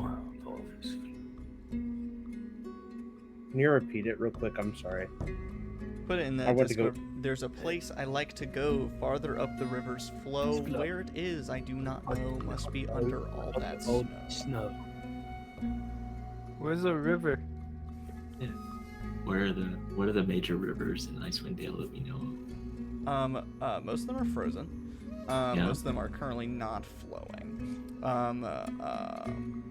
But there's the Shanegarn River far, far to the west. There's all the little minor rivers that branch off from Loch Denishir, leading down to Red Waters, that mostly just carry the name of like the lake that it comes from.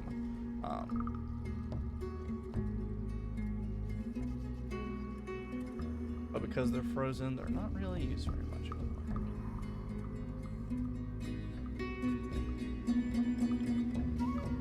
Does that remind me of anything like I don't know, does it?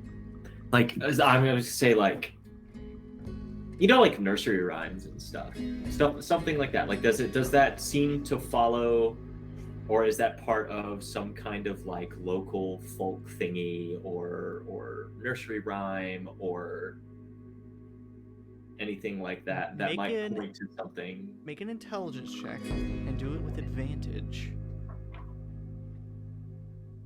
Because you're asking the right questions. With advantage, that is a 7, because I have an 8 in intelligence. So as it's being read out loud, you start to recite it immediately with a rhythm to it. So it definitely has the tone of a song or a nursery rhyme or something like that, but you can't place it anywhere.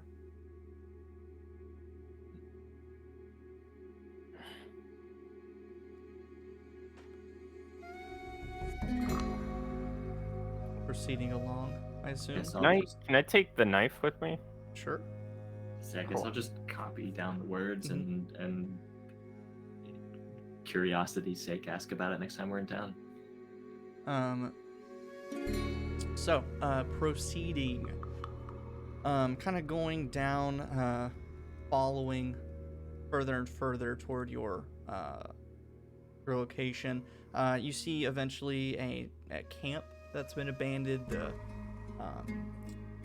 tents seem worn through. It's completely snow covered. It doesn't look like anyone's been here anytime recently. Proceeding on, eventually you do see where someone has killed over on their journey, now frozen to death, covered in snow. It looks like they still have their pack on them and all of their stuff, so it looks like they froze here and have remained untouched since their death. Continuing on. Another statue. Proceeding on, you come upon another body. This one covered in snow, but you see some blood staining the snow around it just a little bit. Fairly faint, fairly old, and it looks like body's covered in slash marks. But you see not too far ahead, maybe 20, 30 feet or so, a camp. And you look at the body, you see the body is sort of opposite direction you guys are heading, so they were moving away from the camp. By the time you approach the camp, there are more bodies here, all covered in slash marks. The tents spattered with blood that's been stained after however many days or weeks out here. Bodies in all sorts of conditions, everything well worn and snow covered. But just basically just a sad, ravaged camp way out here. Are there any markings around, any kinds of like any boxes with like say rations and stuff or anything like that that might have markings on it that might indicate some kind of group organization? Basically, like, is this a camp of like is this some of the people that we might have been looking for, the battle hammers? Most of the people part of this group are not dwarves, and the battle hammers are dwarves. But as far as looking at insignias, you do notice that there's still a lot of the stuff here. It doesn't look like it was a total hill and steel kind of situation. There is some stuff missing. You can see where a couple boxes have been cracked open, but some stuff has been left behind. I was gonna ask the bodies. Is the marks on the bodies? Is it like tear marks, slash marks from claws or teeth, or is it like cleaner weapon-based slashing? Good. Make either a medicine or investigation check. And Austin, to answer your question, it looks like it's a lot of mishmash of stuff. You know, you see a label on a box, but you look at the contents, and it's all just a mix. So it looks like adventurers or travelers, people escaping 10 towns, or, you know, just kind of fending for themselves with whatever they could get their hands on. There are how many people here? How many bodies from a glance? Just 5 or 6. Okay. That was a 13 on that, Logan. Investigation. It's definitely not animal. They're not very rough marks. They're kind of smooth, like you would see on a skilled blade. I guess follow-up question to that. The boxes that are cracked open, is there any like residual things from them? Is it like they stole specific things, or is this like seemingly random? Was this looking for valuables? Was this looking for supplies? Like what? I guess what I'm asking is, what is still there? It almost looks like a portion of everything. So you would see like a box that has a couple bottles of wine, and maybe 2 or 3 bottles missing. You see a couple boxes with rations in it, a couple handfuls, a couple pouches taken. So not someone looting everything, just whatever they needed. I guess last question. Does anything about this left campsite feel off? Like, does it seem like it's been staged in a way to attract more people? Like unnatural feeling. Just make a wisdom check for me. Straight wisdom. I was also thinking the same thing. Is it possible to go and make your own wisdom check? Oh. 14. Good for me. Nice, yeah. Let me remember what my wisdom score is. 18.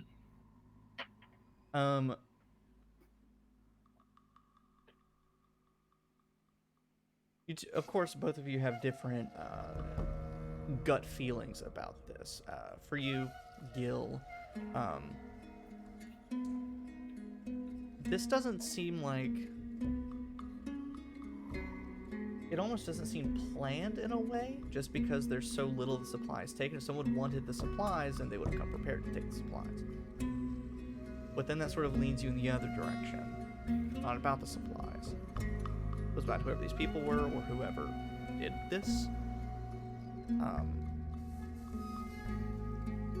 And it maybe even someone took the supplies after the fact. Someone else stumbled upon this scene and just grabbed whatever supplies they could and left. But it doesn't necessarily seem staged in a way. For Jacob, it also does not seem staged. Similar things. But there's something awfully familiar about these wounds. It it's not just slash marks. There's some strange discoloration beyond just being exposed to the elements. There's some very strange, almost blackish discoloration to the blood and the flesh around the wounds.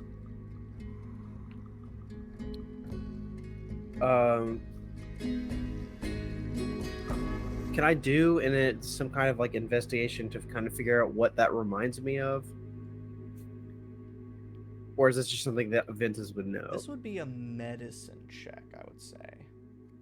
I'll try. But we'll see how it goes. Let's see. I'm gonna use this one. 7. Not great. You still get that tickle of like, I've seen that before, but Is it Jacob's gonna posture? Is this kind of similar to like extreme frostbite, like the guy that the serial killer that was killing people? it's a little more oozy than that. I'm just gonna be like crouched over looking at it and just like completely lost in thought, trying to remember or trying to like going over like these kind of wounds would be left by this or maybe this, like no, not that, like just a scholar lost in thought, not able to arrive at a conclusion.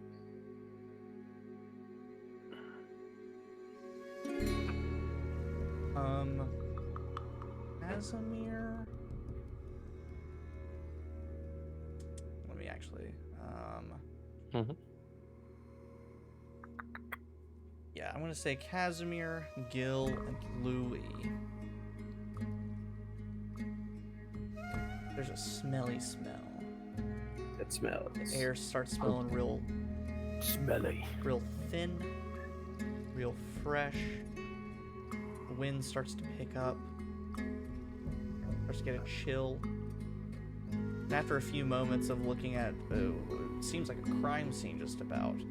You look up and where once you could see hundreds of feet ahead of you, it's shrunken down to maybe 100 feet. The fog starts to set in. The wind starts to pick up. The snowfall starts to pick up. And you start to realize that a blizzard is imminent. And there's no cover nearby, is there? You're in a tundra. Flat snow ahead of you and behind you. All right, we need to dig in right now. Think this qualifies as an emergency, and I will kind of press my hands together, concentrate, start to give like an ethereal glow, and I will cast Liamin's tiny hut using the Chwinga charm to protect us from the elements. And just in time, the dome appears. You're all spooning with your dogs in these very close quarters. And then the snow just immediately starts pounding the outside of the dome, the wind whistling and howling around it. And, you know, from outside of the dome, it probably looks like some kind of weird, like, wind tunnel kind of diagram, like when they're checking the aerodynamics of a car as the wind and snow swift around the dome itself. But you wait. You can do stuff in the meantime if you wish. You'll be here for a couple hours. I'll go ahead and start. I'll keep working on my spell. Hey, it's probably the most stable position you've been in a little bit, Exactly. except for sleeping. But you wait, and eventually, after about 4 or so hours pass, so snow starts to let up, the wind starts to let up, and then within 5 hours, you're sort of back to the previous conditions you were in. Light snow, bit of grayness outside, and at this point, it's maybe 6 o'clock after you've traveled for most of the day. So you can either continue trekking, powering through the night now that you've kind of gotten a bit of a reprieve from traveling, or you can go ahead and sleep in the dome until early the next morning, because it lasts 12 hours? I'm 8 not sure. I don't have. hours? It's 8 hours, I think. Yeah. So you've only got a couple hours left, about half the duration left. So you can either travel on through the night. You could wait it out and start a little bit of a long rest here, set up your camp within it, or whatever you want to do. I say we just kind of set up, use this as kind of like a way to pace ourselves as we set up outside of it, and we just set up here. Okay. So one more night of all the same things, setting up watches, making your tent city, keeping the fire lit, keeping the dogs calm and well fed. Excuse me. For the sake of brevity, is there anything I else you want want to arm wrestle Gil. You want to? Oh, Jesus Christ! Fuck it, yeah. Gil's so down for that. Just some big boys blowing off some steam. Yeah, keeping the tent warm. Would you guys rather just do it like a straight athletics check, or do you use the pit fighting rules from Xanathar's? What is the pit fighting? I It's don't where you know, make I do it. 3 checks. It's like a strength check, a constitution check, and something else. That sounds amazing. Sure. One moment. Oh baby. Hey, who's gonna be our announcer? I feel like Louis Yes. would have the most kind of like mic skills. Yeah.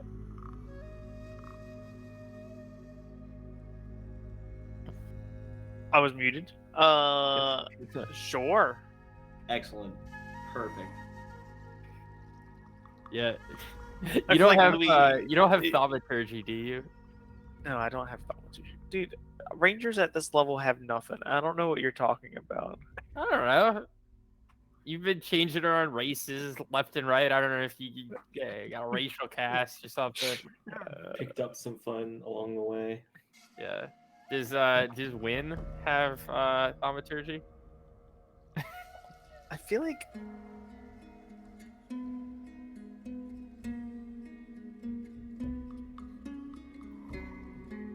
no, I'm gonna let that go. Okay, go back. I don't have it prepped, but it's been a couple of days. I mean, it's not like, What's a cantrip? oh yeah. I feel like you did. I feel like someone. I do have thaumaturgy. Yeah. Yeah, I do.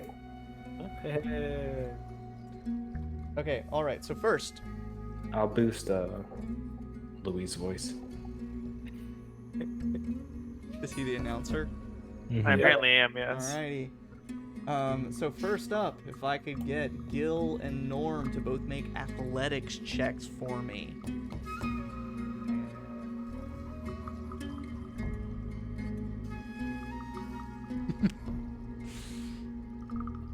Oh, is it Austin?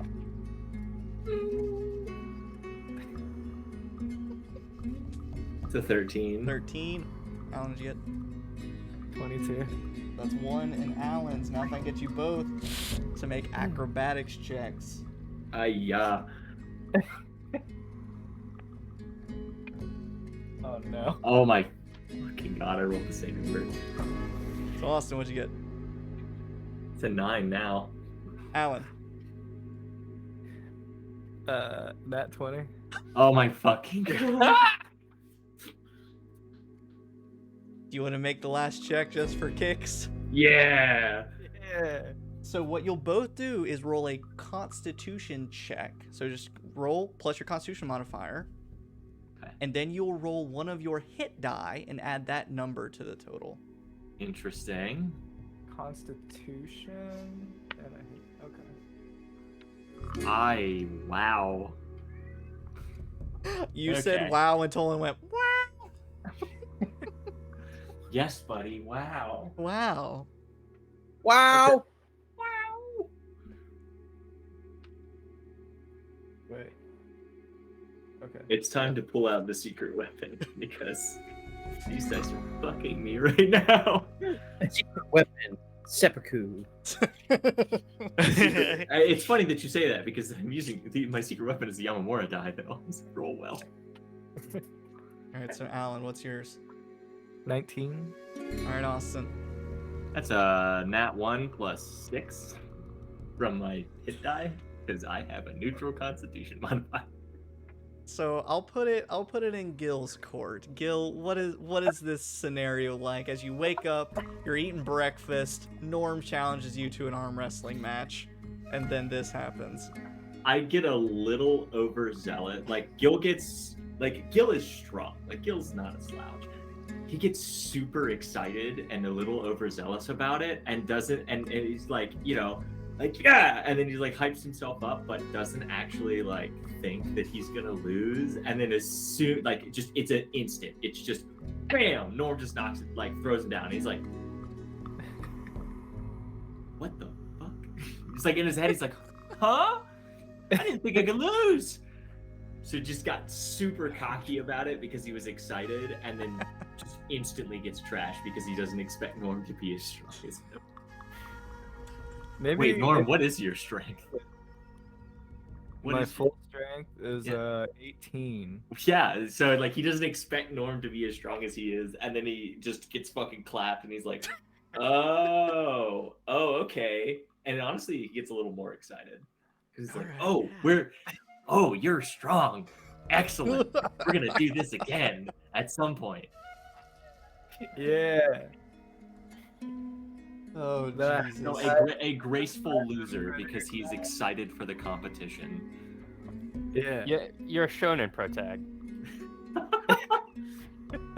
Oh no. Thank you for this opportunity to get stronger. Oh, you're so right. No. So right. I can see my arc ahead of me. Okay, that's fine. No, it's good. Yeah, it was good. So, heading out the following morning, it's actually not much farther until you see yet another one of these sort of sites of debris or something. As you cross over one of these ridges of these hills up ahead, you see what looks like some sort of scattered debris over the span of maybe 10 or 15 feet. If it's very little debris, it must be old. But as you get closer, you reach the first piece of debris, and it's an arm. Mm-hmm. Yep.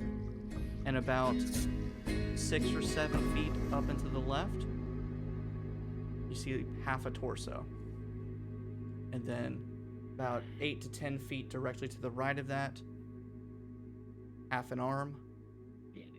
And it's just a completely ripped up body.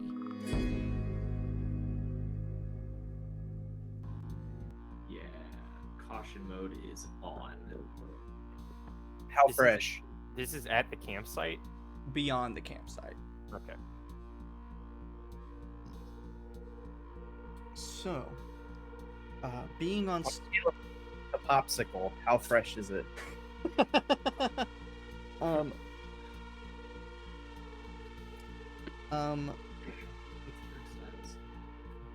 Make a medicine check, Ventus. Let's go. 13. Oh, all right.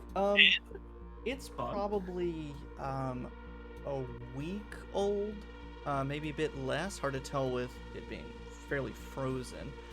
But you notice something very wrong with this body. Almost all of its internal organs are gone. Can I do a nature check to think about if that's like a normal thing? Just normal things. Hashtag just Icewind Dale things. I know that in the real world that a lot of animals will eat internal organs because they are soft and tasty. That is a great thing. I will give that to you. Yes, that seems to be the case. And looking around, it seems that besides like the hunk of like forearm and hand that are standing by, the sort of meatier parts of like the arms and legs are gone. But you do see the head, and you're kind of able to sort of crime scene visualize. This was once a dwarf. And yes. I will like call Kasimir over and kind of looking at like Is there enough left of like to see like a bite mark or something? Yes.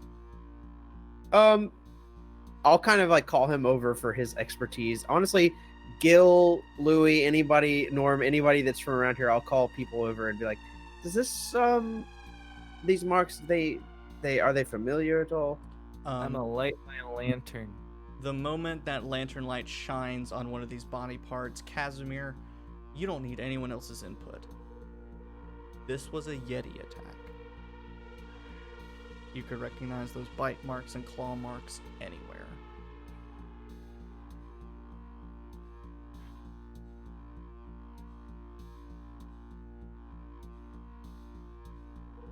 Yeah.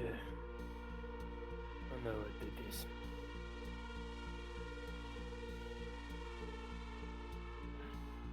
We should be on our guard. Okay. Maybe put out that lantern then, just to be safe. I hood the lantern. Alright. Who among us can't see in the dark? Technically, Alright. I can have idea. You're fine. It's the following morning, so it's just dim, just because of the aurora overhead. So only a few of you would be at a slight disadvantage. Don't Tritons have dark vision? Try and do. He's not a trident. I can see it dark. I can see at night. Oh, I thought he asked who can't see in the dark. Oh, sorry, my bad. Yeah, I can see at night. Also, I mean, I can see 300 feet of dark vision. Like, Yeah, we're so- good. Yeah. True. I'm about to say you can see in the dark better than you could see in the light. And You're correct. since Gil was the one who had talked to the people about this is the site. It was described. The dwarven people who were delivering the ore were attacked by yetis. One of them died, but there's no In fact- sign of the ore. Yeah. So if I could get someone to make a survival check for me. Not me. I will do so. I'll aid Louis. Oh. We are helping. Yeah, so And roll I advantage. helped. Advantage, Logan. Yep. Wow, that rolled. All right. 18 again. Perfect. So, all of you very quickly notice that despite the weather from the previous day and basically the constant terrible windy, snowy weather, there are tracks in the snow. Louis, you can tell that for that to happen, the tracks need to have been made within the past hour. So incredibly fresh. And specifically, you see tracks made by a sled and tracks of snowshoes made by small-sized creatures, halfling, gnome, and the like. And the tracks are leading sort of over, kind of heading westward, almost toward Bryn Shander and Tourmaline, but then sort of dipping sort of western southwestern direction.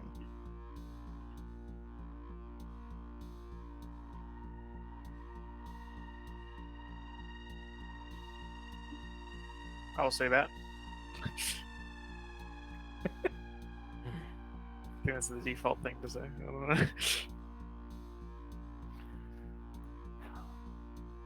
The Tourmaline. Oh, okay. Do all the tracks like all the tracks go there that way? Yes. Okay. Should we follow them?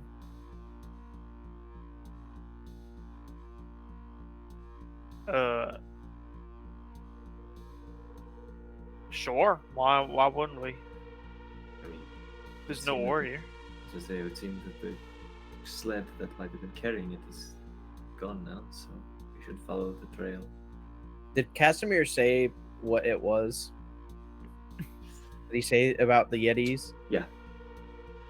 I'm asking. I think he Not specifically. Oh, no. you said you know what did this, but that's it. and then I just to don't- be I on guard.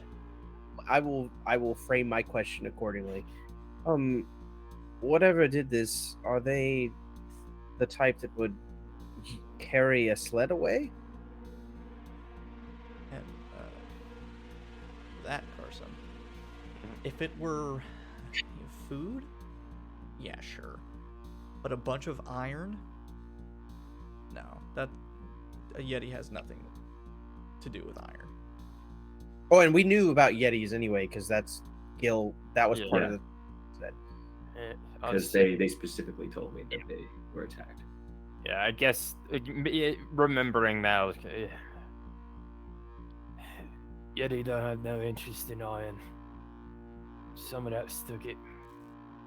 Well, maybe the tracks, Kasimir. Do they look like Yeti tracks? No, far too small. Then perhaps the Yeti may have killed one of the dwarves, but I don't think that they would be responsible for taking the ore. What kind of... Do they just seem like normal, like humanoid, air quotes, footprints? Since they're snowshoe prints, yes. It's hard. Yeah. Yeah. Well, I think that probably just some opportunistic thieves cleaning up after a Yeti attack, if anything. I can't lie. I'm a little relieved. Not really in any hurry to try to take things from Yetis.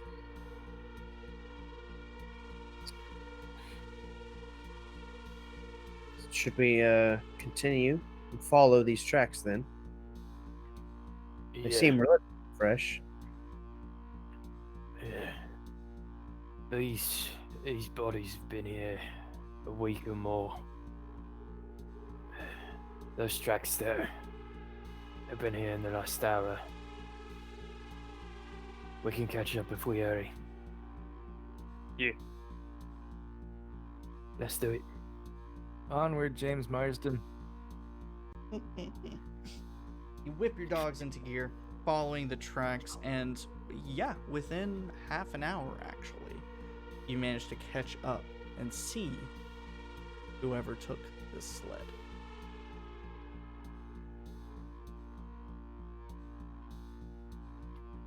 That sounds like a wait for next time, don't it? It sounds like a wait for next time, but Tell us who it is, and then be like, we'll deal with that next time. so, as you see, the people pulling this sled, they are small in stature, maybe 2 to 3 feet tall, Durgar, maybe? but Seems they're small, very well wrapped up, as any sane person would do out here. However, you can tell that even from this 100 or so foot distance, their clothes don't fit right. Their arms are a little long, and you can see long pointed ears sticking out from between their scarves and hats. And after a moment of looking at them, you eventually hear one of them, "Yeah, fucking stepped on a rock." And another one goes, "Shut your fucking mouth." The other one says, "God, you smell like shit. Did someone shit their pants?" And you can start telling by a couple extra words they drop in, their stature, their way of speaking. These are goblins. 6 goblins are pulling this massive sled, loaded down with metal. They're all grunting, groaning, cursing at each other, and they're all being sort of followed, patrolled by a few seemingly trained wolves that are sniffing the air, looking at the ground, watching everything around them while these goblins are doing the heavy lifting.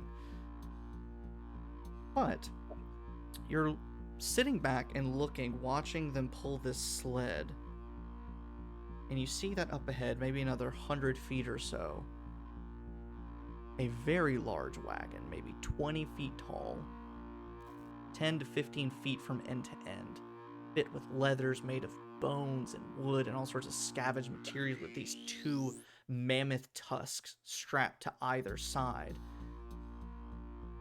being pulled by 2 very angry and disgruntled polar bears. who keep randomly growling, roaring, and snapping at the air.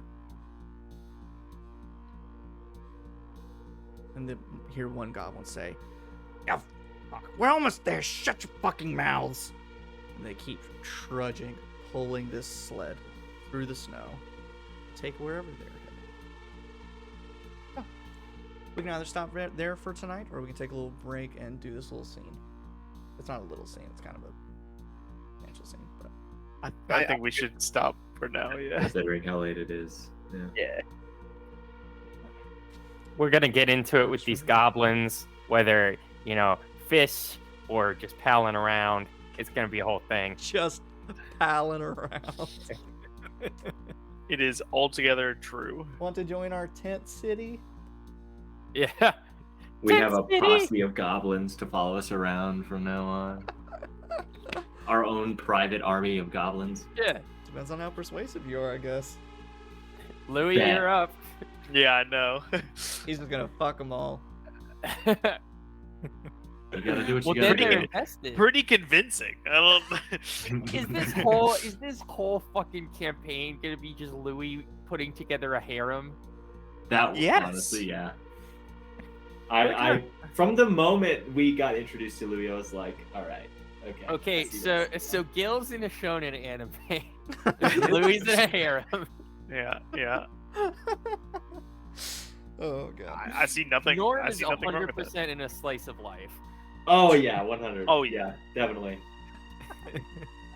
I feel like Win and Ventus are in an isekai. Oh my god, yes. All right, Kasimir. What about you?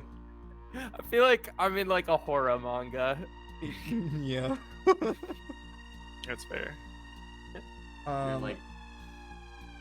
so, do you guys Yeah. want to play D&D next week, or do you want to play some other game next week? Be a video game, I stupid one-shot thing. I Week off.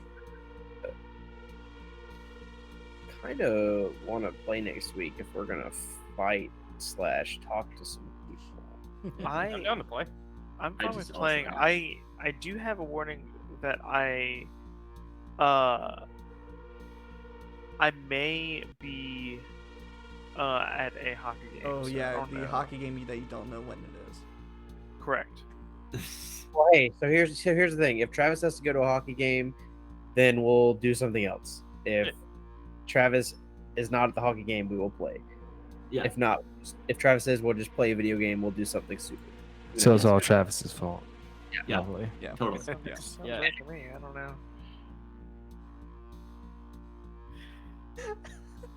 We'll do a one-shot where you all play as members of Louis' Plays- harem. Oh god. Oh You know no. what? Are we should already play- playing that game? I don't understand. We should play as the goblins, as these random adventurers Come come up to us. you. Yeah. Who's gonna teach the polar bears how to belly dance? Wait, is the implication that the polar bears are joining as well? Yeah. I thought that was, yeah. Oh, this guy, they just went in a much grosser harem direction. Yeah. Magical. This is an all-inclusive Oh. party. Yeah. So, everything, everywhere, all at once. I want to see that movie. Heard good stuff about it. Yeah, same. Okay, so we'll play next Okay. week. Except if Travis isn't here, then we'll. I don't know. I'll play a say- game? I'll finally show my butt when Travis isn't here. Oh. Why is that the case? That's kind of rude. I won't show my butt. We'll figure it out. Damn. Yeah. Sounds good. So I guess you we can. are end a the stream. liar and a terrible person. Sounds great. Yeah, okay, I'm gonna end the stream now. 3, 2, 1, whatever.